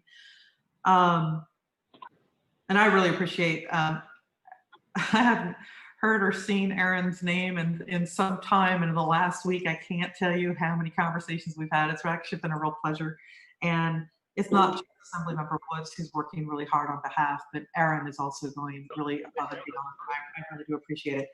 I do want to let you know, Aaron, that being creative and working on a solution was not what we heard at all. And if somehow they relayed that to you, that's a complete mischaracterization of what transpired. It was a very pleasant conversation, don't get me wrong. We pushed on certain things, but there was no creativity, and they definitely defaulted to their stat sheets. And that was really disappointing, because we were hoping too that when they understood the constraints that we're in, and we're looking for a sweet spot, just a complete unwillingness. And that's just been really hard. But thank you for everything that you guys are doing actively on this. So let's see, are there any other public members out there that we've not heard from? Linda, do you have anything to add? Well, yes, I do. Ooh, okay, let me. I've been chomping at the bit. I've been chomping at the bit. One of the things that I would like to say is that we have been hopping up and down about this for quite a while. I know it's been a pet peeve of mine for years about this, even since before COVID, about how this is being funded. One of the things that I would like to see is that CalRecycle do a statewide communication to the public about the problems with the buyback centers. because I don't think it's fair that it's being held on the electeds and us to be able to answer these questions. And so far, I don't think that that's happened. The other thing that that I would say is that I don't want to lose sight of that money and that it doesn't go back into our communities in some way. One of the things that that wasn't mentioned, and it rests on kind of the question about the glass. CRV does get received at the processor. We do get through counts and through some of the audits that we've shown you in the past. We do send that information to CalRecycle to receive some CRV and processing payments that we apply toward the processing fees. So yes? But you're talking about curbside collected material. Right, curbside collected material. I want to make sure that's clear. That's Yeah. not, okay. Go Right. ahead. Well, Right. even in the drop off, if it goes in through the processing facility, that material is accounted for. So there is some accounting for that material to come back to this community. And one of the things that I've been having trouble with recently, and I brought this up on the call with the city of Eureka and the state, is that they're not coming out what they have to do is check our audits to make sure that what we're reporting is accurate to what we're putting in to get the CRV back, but they're not planning to do that until October, and it will be for the coming year. I have a big complaint about whether or not, since there's more CRV material going into curbside, that they're not sending the money for that material to be able to offset people's rates in the coming year.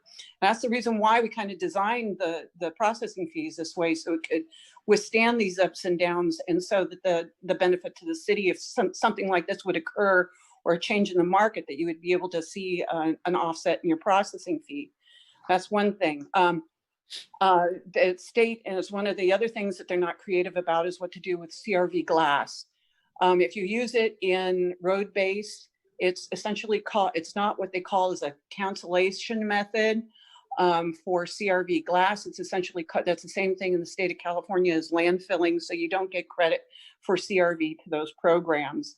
That's another thing that needs to be improved.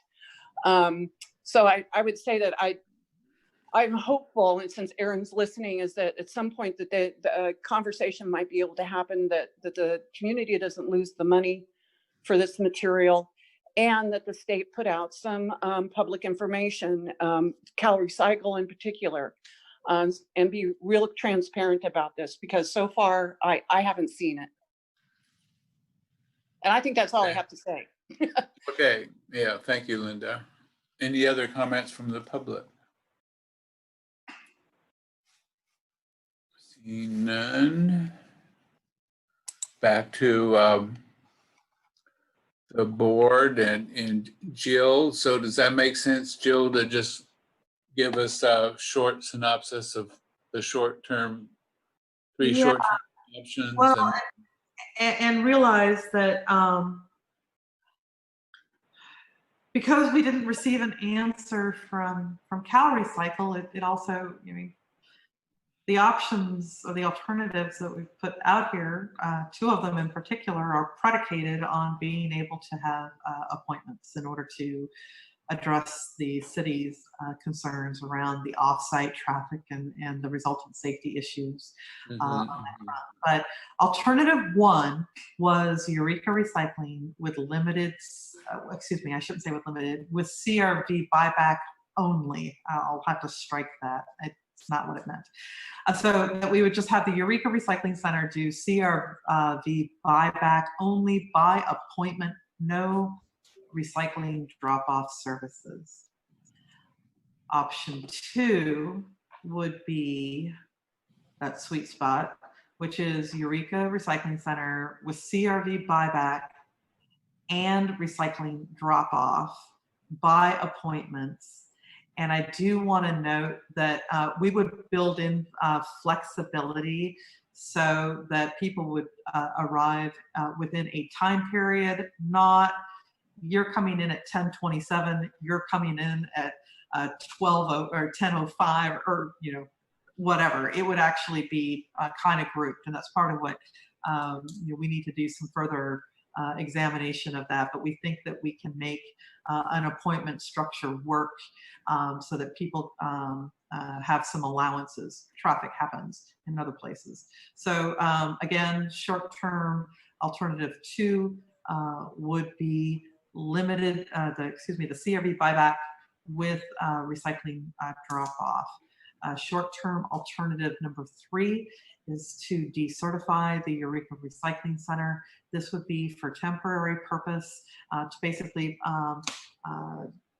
allow the development of a viable plan, and it would avoid and protect us from any potential violations that CalRecycle would issue against us. And then that would help us, well, I shouldn't say it would help us, but that actually could serve as kind of a springboard for evaluating the long-term consideration number 1, which is that we would operate a singular regional collection site, or that we would look at long-term consideration 2 to operate multiple CRV collection sites. We would need to develop a plan, as Leslie aptly put. We would need to do some form of a needs analysis so we could make sure that we're getting a site which is going to be properly sited and capable of handling customers and any myriad of issues, and then figure out what the staffing requirements will be and the equipment requirements and how we would then handle that material. So those are the 5 options that we put forward. Again, the first 2 were predicated on appointments, and I was really hoping that we would have some sort of willingness, if you will, on the part of CalRecycle to allow us to do that. I'm going to ask Aaron real quick if it's okay with the chair. Can I ask? Sure. Aaron, can I have you put your mic back on? Yes. Okay. Did you get the sense or otherwise hear from CalRecycle that appointments are off the table? No, that's what they were looking into with their attorneys today, and we were expecting an answer back before 5 o'clock. Okay, I didn't know if maybe you had heard anything after we had touched bases. So yeah, it's still an uncertainty. I'm sorry.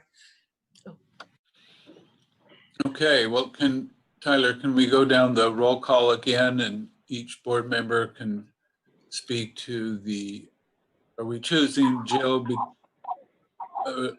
between the short-term options and the long-term options as 2 different strategies, related, connected, but 2 recommendations or directions to staff? Or do you want to look at it as one set of options and select one option from those? It would be helpful to have a sense of what the short-term preference for the board is, and then some broad direction for long-term, because we do have limited sort of capacity, and so if we're able to get clarification for the board's preference for the long-term approach, that will use our time wisely. Okay, good. So Tyler, can you go down the roll call, please? Herrera?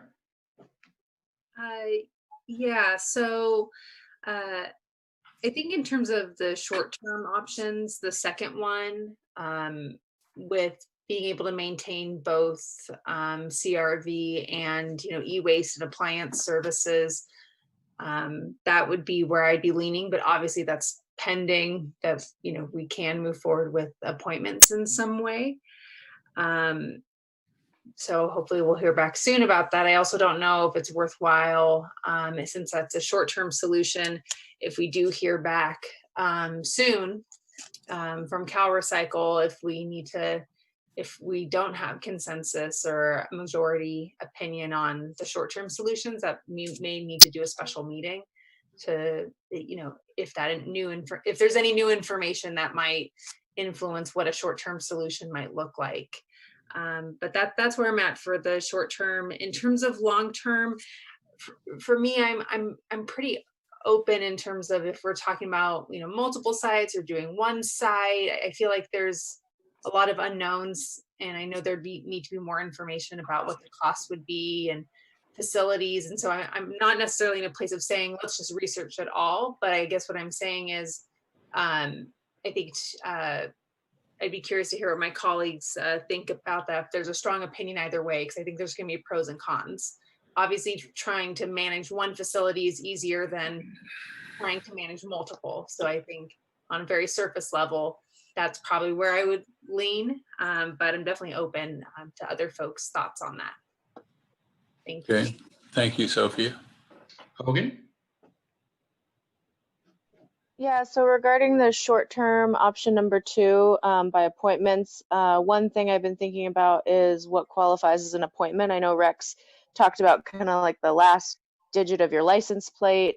You know, if we were to, would it be possible for us to change our operating hours such that the first letter of your last name, your Mondays, or license plate number or something like that, in order to both kind of avoid the classification of an official appointment and also to save some staff time in scheduling specific appointments? Is there a way we can just change our basic operating hours and our level of service such that we serve everyone with, you know, if your first letter of your last name is between A and D, you're on Mondays, and so on and so forth.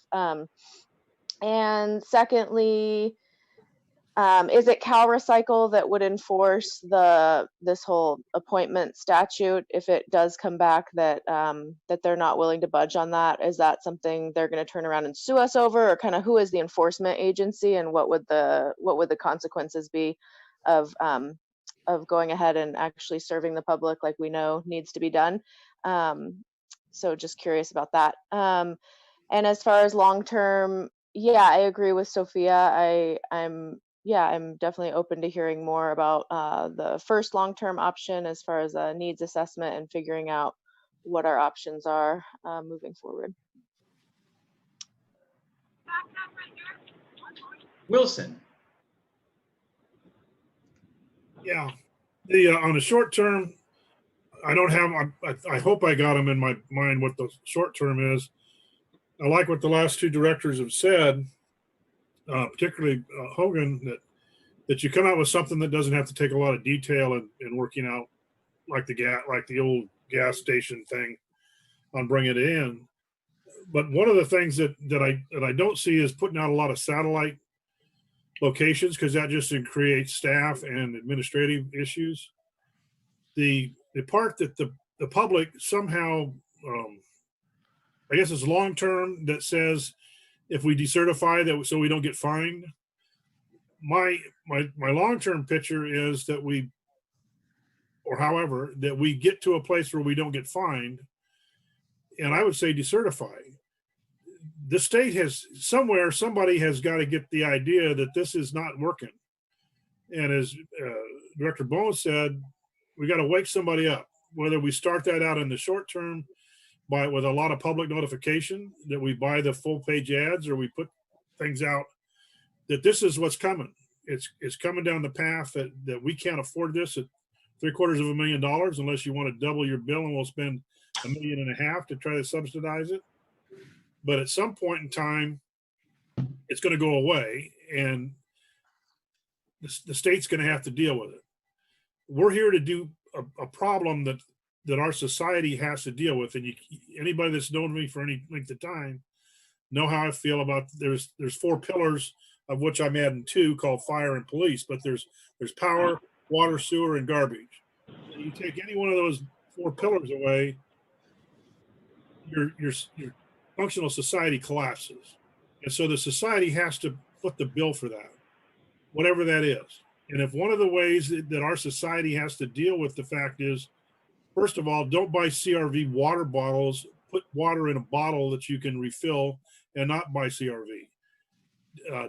Purchase things that don't have CRV so you don't gather them up and you have to take them back. Change your lifestyle so that you don't create things to go in the landfill or to be recycled. And then secondly, let the state deal with it because they're the ones that have created the problem. And so we find our legal path out of this, so we're not fined, and then we back out and we go about what our real business is. But we also make our society and our local economy, our local people understand that. We've got to let them know where we're coming from and what's going to happen to them. And hopefully we'll wake up some of the rest of our local people and get them to respond. That's about enough of my ranting for the moment. Very wise words, Frank. Thank you. Castellano. Let's see. Well, I definitely don't support option 1. Alternative 2, I, again, would be supportive, but of course we can't really know if that's even an alternative right now. And I do agree that it would be beneficial to, streamline the appointment process if at all possible. I'm also, somewhat supportive of option 3, decertification, even though, I mean, for sure, I'm frustrated about all of this. I do think that may send a stronger signal about the scale and scope of the problem, rather than us like kind of continue to sort of like solve the state's problem for them, on our level, at our scale. So, again, like, especially, I think it really depends on it. If CalRecycle does not seem like they're willing to work with us, and they don't seem like they care about our challenges here, then I think decertification, especially considering that it's not that long of a turnaround to recertify if we needed to, or if we wanted to go back to that. In terms of long-term solutions, I would support either one. I like the streamlining of a centralized space, especially if we want to look at other kinds of materials. But in terms of like vehicle miles traveled, I wonder if having some satellite spaces for just a couple of materials, like cans or something, might be practical, just so that we don't have like people from all over the county driving to recycle cans. Seems kind of not the best approach. I think that's, and again, during this meeting, I kind of glanced at the CalRecycles, like they have a monthly board meeting. I don't know if it would be, I'm like, would it be beneficial for, members of our board to, write a letter, show up or write a letter to their board. So that's something, maybe I'll follow up with you about as well. Boom. All right. As far as glass and asphalt, just so everybody knows, there's a test case going on in Oroville as we speak, seeing if it's going to work. You have to understand the glass has to be perfectly clean to be used because it's going into a cooking facility and air quality gets involved. So I don't know who wants to volunteer to clean the peanut butter jars, but everything has to be clean. So but it is part of the fact you don't have to pay for the disposal. With that being said, the appointment part of it is what I said. You take the registration. Every car has to have registration. You take the first letter of the registration, A through L, L through T, and then the balance. And I don't know if that's as much an appointment or those are the days it's available to those people to circumvent CalRecycle's situation. With that being said, the county will assist if we want to do this, and we'll look for extra personnel, i.e., but we will handle the traffic control. Because the traffic control, what you do is you stage over at the Eureka Flea Market. If we're going to do this, we can do all the checking over there and send them over, have 20 cars in line as needed, and send them over. They'll have plenty of time to get, and send them over in groups of 5 or whatever the case be. but the county will help assist and pay for that because we are going to have to start recycling. Decertifying for another 90 days. I mean, again, I'll say, I mean, I'm going to forward all these phone calls to somebody else because I'm tired of them. And as far as what we're trying to do with our elected officials, we're going to have to, we're just going to have to get a little bit harder. And as they said, I don't know how many other counties that you guys have talked to that are still recycling, and if it's such a nightmare how they're doing it. So I know we're down into one.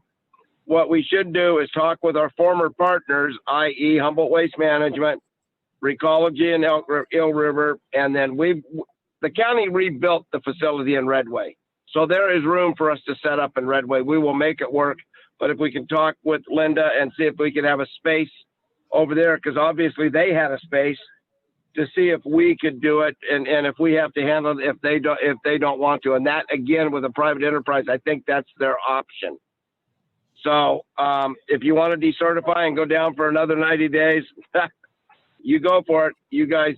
But I'd love to see how we're going to tell everybody that. I mean, and long term, I want to get back to where we're recycling. I don't have a problem with going down to 3 stations because everybody, no matter how far they have to drive, come to Costco, Walmart, Winco, whatever, at least once a week. So they can drive over to the recycling center. I don't think we're going to break anybody's back on that one. So, but I'm just saying, I mean, I'm not going to wait another 90 days before we're taking care of this.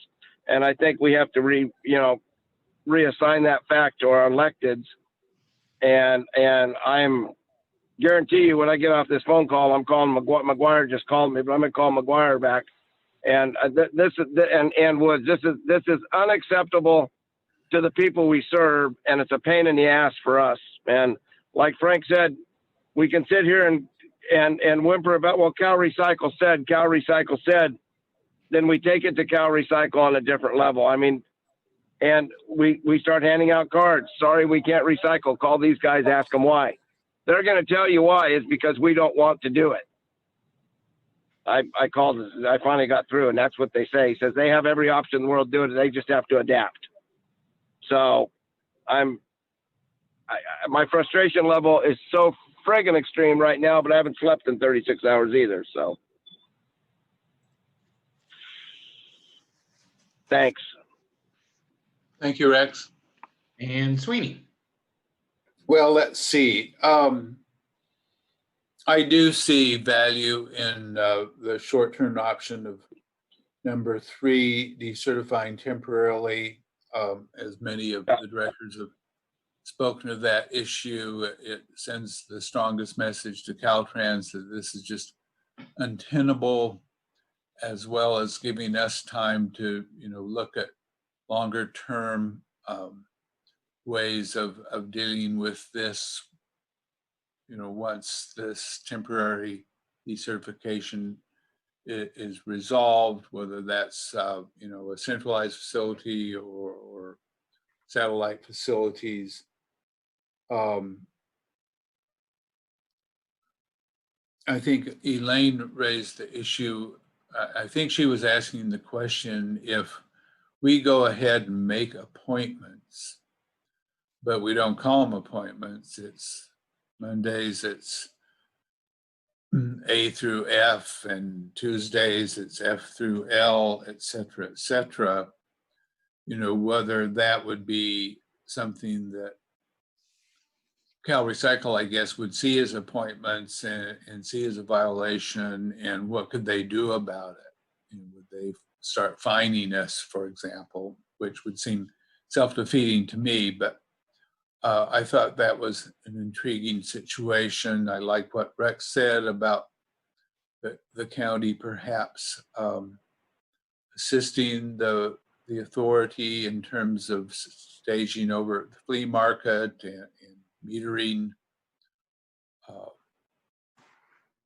people trying to drop stuff off or redeem their CVR, yeah, whatever. I also like that letter idea of, contacting the legislature and get some support from Cal League of Cities and other, the rural government collection. What is that? RC, Rural Governments of California, whatever that is. Yeah, RCRC. Yeah, RCRC. Because, if CalRecycle says, well, we're constrained by our statutes and don't feel like they can be flexible without, a change in statutes, then that's, legislation. And it seems like, given that we have connected with both Senator McGuire and Assemblyman Wood's staff, starting to work that routine or avenue of trying to affect change in the legislation that would, relieve us from the responsibility of so many of the directors have said of solving the state's problems at the local level.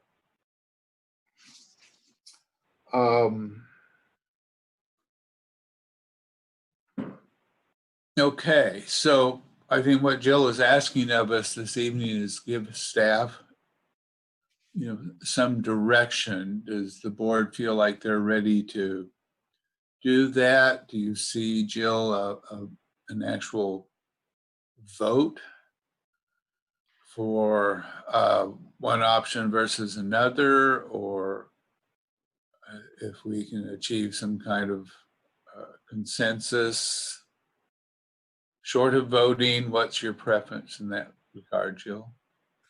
So as y'all have been having some conversations, I mean, this has been really helpful. And, it sounds like there's certainly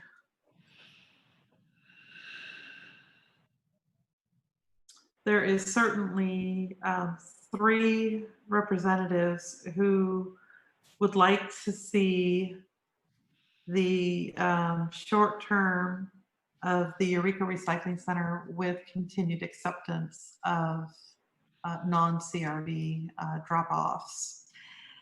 That is all predicated on the answer from CalRecycle around the appointment question.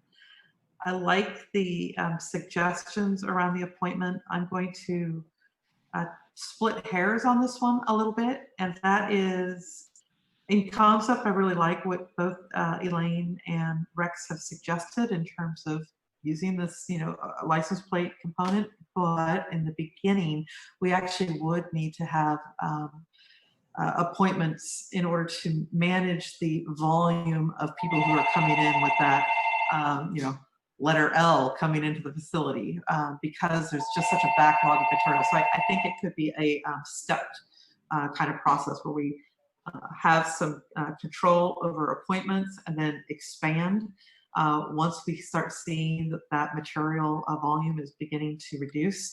I think that will be a better use of the county's resources in terms of them being able to help stage and regulate inbound traffic that are coming in through license plate designations, for example. So it wouldn't be immediate.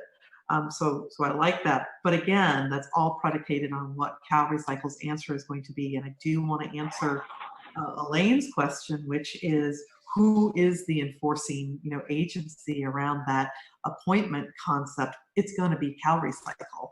And if CalRecycle says that we are in violation, they will do a review, and they could force that we have to be open more hours than we're currently even being able to do in the course of our existing budgets. So in which case we could just decertify, right? And be done with it. And that's correct. Okay. And so that's where I. Through the chair, I mean, what we're talking about is if CalRecycle, who we haven't heard back. I think Director Pereira said it best. Can we have an emergency meeting next week or the week after, so we have time to post it and get these answers from CalRecycle, so so we have all the cards in our deck to play this hand.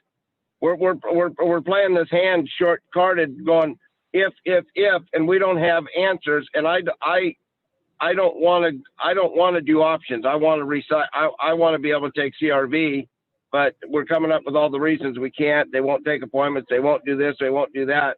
I would much rather see us have, you guys work on a few of these logistics with our county staff and the appointment issue and how we can go through that and wait for an answer from CalRecycle, then go through the idea of voting on something that may not be worth a damn because CalRecycle says no. I mean, it seems like a lesson in futility, but then again, this is government, so I'm used to that. No, that's a good point, Rex. I mean, that kind of assumes that tomorrow we'll hear from them, or if not tomorrow, then Monday we'll hear from them. And the next thing you know, it's a week from today and we still haven't heard from them. So that's been the pattern, I think, that we're kind of stuck with. But I hear what you're saying. And Rex, I want to just offer, that's been the challenge in trying to bring an item before you guys. We had what we thought was kind of a relatively clear pathway, last night before midnight. And our conversations with CalRecycle, they brought these things up, but I already had the bulk of this presentation made, and so I tried to revise it just so we could have a conversation. And I really appreciate the depth of the conversation that we are able to have. They're not obstacles, and I want to make that really clear. I'm trying to figure out how we navigate, and I was really anticipating, based on what was told to us, we'll have you an answer. So that would have kind of shifted. Oh, so and Jill, I'm just saying, I've really got to get onto another fire call because we've got an issue that's far bigger, believe it, than recycling. But we've spent almost 2 hours on this, and I don't think I'm any closer to what the hell we're going to do than I was 2 hours ago, because we don't have any answers for CalRecycle. I'm not saying that's your fault or anybody else's fault, but yeah, I know we talked about appointments 3 months ago, and and you and I have talked about it before, and we're still nowhere closer. So I almost want to go out of the hook, and I'll get a hold. I mean, I'll get RCRCs because we have a waste management. We have a our garbage division of our RCRC who lobbies, and then see if we can get some better answers, because right now we're not getting answers. And I appreciate Assemblyman Woods and everything he's done, but we don't have any answers. We just know he's going to support us, and there's not a doubt in my mind he's going to support us because that's what he does. But with all that support, we still don't have any answers. And I'm just saying, there's no way I can vote on anything without a little bit. This is about as clear as mud right now, without CalRecycle's blessing or whatever we need from them. So if we were to direct staff to the short-term option 2, so CRV, buyback, and recycling drop-off by appointment, and if that is not acceptable to CalRecycle, the default is to decertify temporarily. Would that be an appropriate step to take? Yes. And then the longer term, it seems like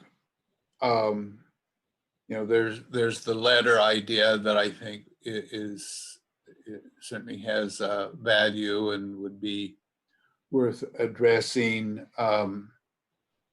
I guess related to decertifying temporarily implies that we will be looking at longer term ways of dealing with this, either through a single or multiple drop-off center. Does that resonate with board members in that regard?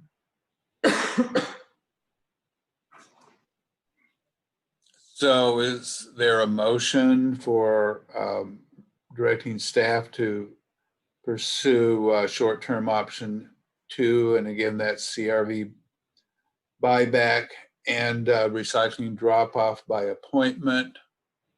And if that is not acceptable to CalRecycle, then we will decertify temporarily and begin to look at other ways of dealing with this through either a single or a multiple drop-off locations throughout the county. Can I add one more item? Certainly.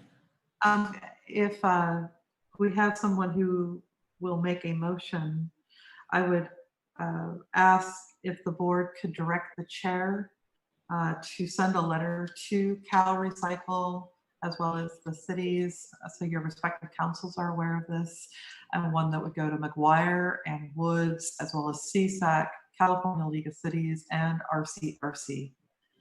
I don't know if people want to give him parameters. I kind of went through that one particular slide, but I think that capturing those comments would be speaking from the board as part of this would be beneficial. We definitely have CalRecycle's attention, so a letter is definitely going to resonate. So this would be a letter to our representatives, our state legislature representatives. I think we can word it. We can work on a wording, and I can work with you on that. Yeah, okay, sure. So we'll add that to a possible motion. I'll make that motion. Okay, Frank's made the motion. Is there a second? Well, I will second that motion. All in favor using the roll call, please? Can I have it restated?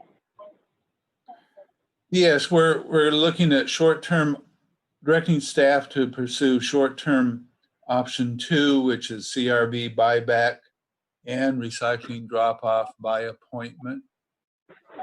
And if that runs into a problem with CalRecycle, then the default is decertify temporarily. And during that temporary decertification,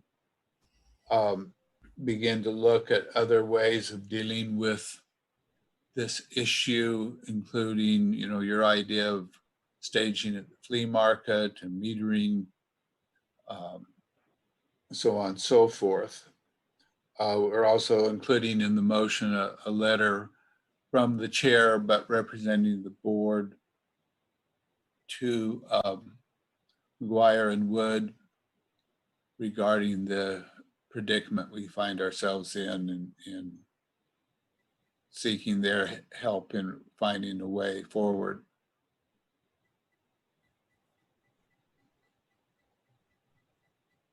Is that clear, Rex? Yes. Okay. So we have a motion and a second. Tyler, can we go down the roll call and have a vote, please? Herrera, Aye. Hogan, Aye. Wilson, Aye. Castellano,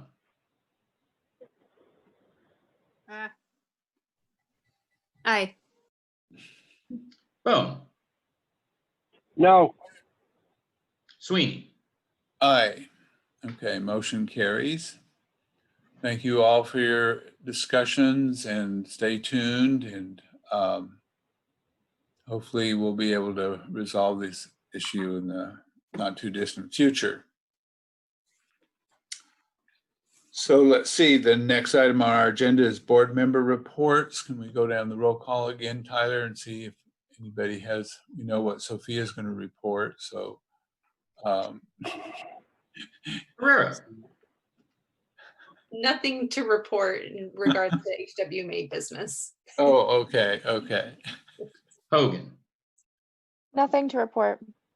Wilson, Simply, only thing, nothing to report, but congratulations, Sophia, on your addition to your family. Castellano, Nothing to report. I'll echo the congratulations to Sophia. and Bone. No, nothing. Sweeney. I have nothing to report either. So next item on our agenda is the executive director's report. So that's back to Jill. So in the interest of time, we do have sort of a short synopsis. This is not, all comprehensive of a number of things that we've been involved with. I do want to note that you do have something in writing. I had Tony standing by to give you guys an update of what's been transpiring up at the landfill, but I think I'm going to go ahead and have him do that at the next meeting. There have been a number of really good things that have been happening at the landfill. I do want to note that last Saturday, as you are all aware, we did have a fire at the transfer station. And of course, the update that Gary Penning provided to us in terms of the highway closure. And we, of course, will be in close communication with he and Ron from Bettendorf Trucking so that if we need to make some operational changes to accommodate a window of time for vehicles that can get through Highway 199, we will do that. I do want to note that we're pushing 8 o'clock, so Tony, I apologize, but I think that we've definitely kept our board members' attention probably long enough. And that would conclude my report. Okay, thank you, Jill. And thank you, Tony, for attending our meeting. I'm sorry we didn't get to you, but we'll look forward to your comments at our next meeting. Let's see. So the next item on our agenda then is closed session. There's no need for a closed session. There was no closed session this evening. So with that, I will adjourn this meeting and thank you again for your attention and deliberations. Have a good evening.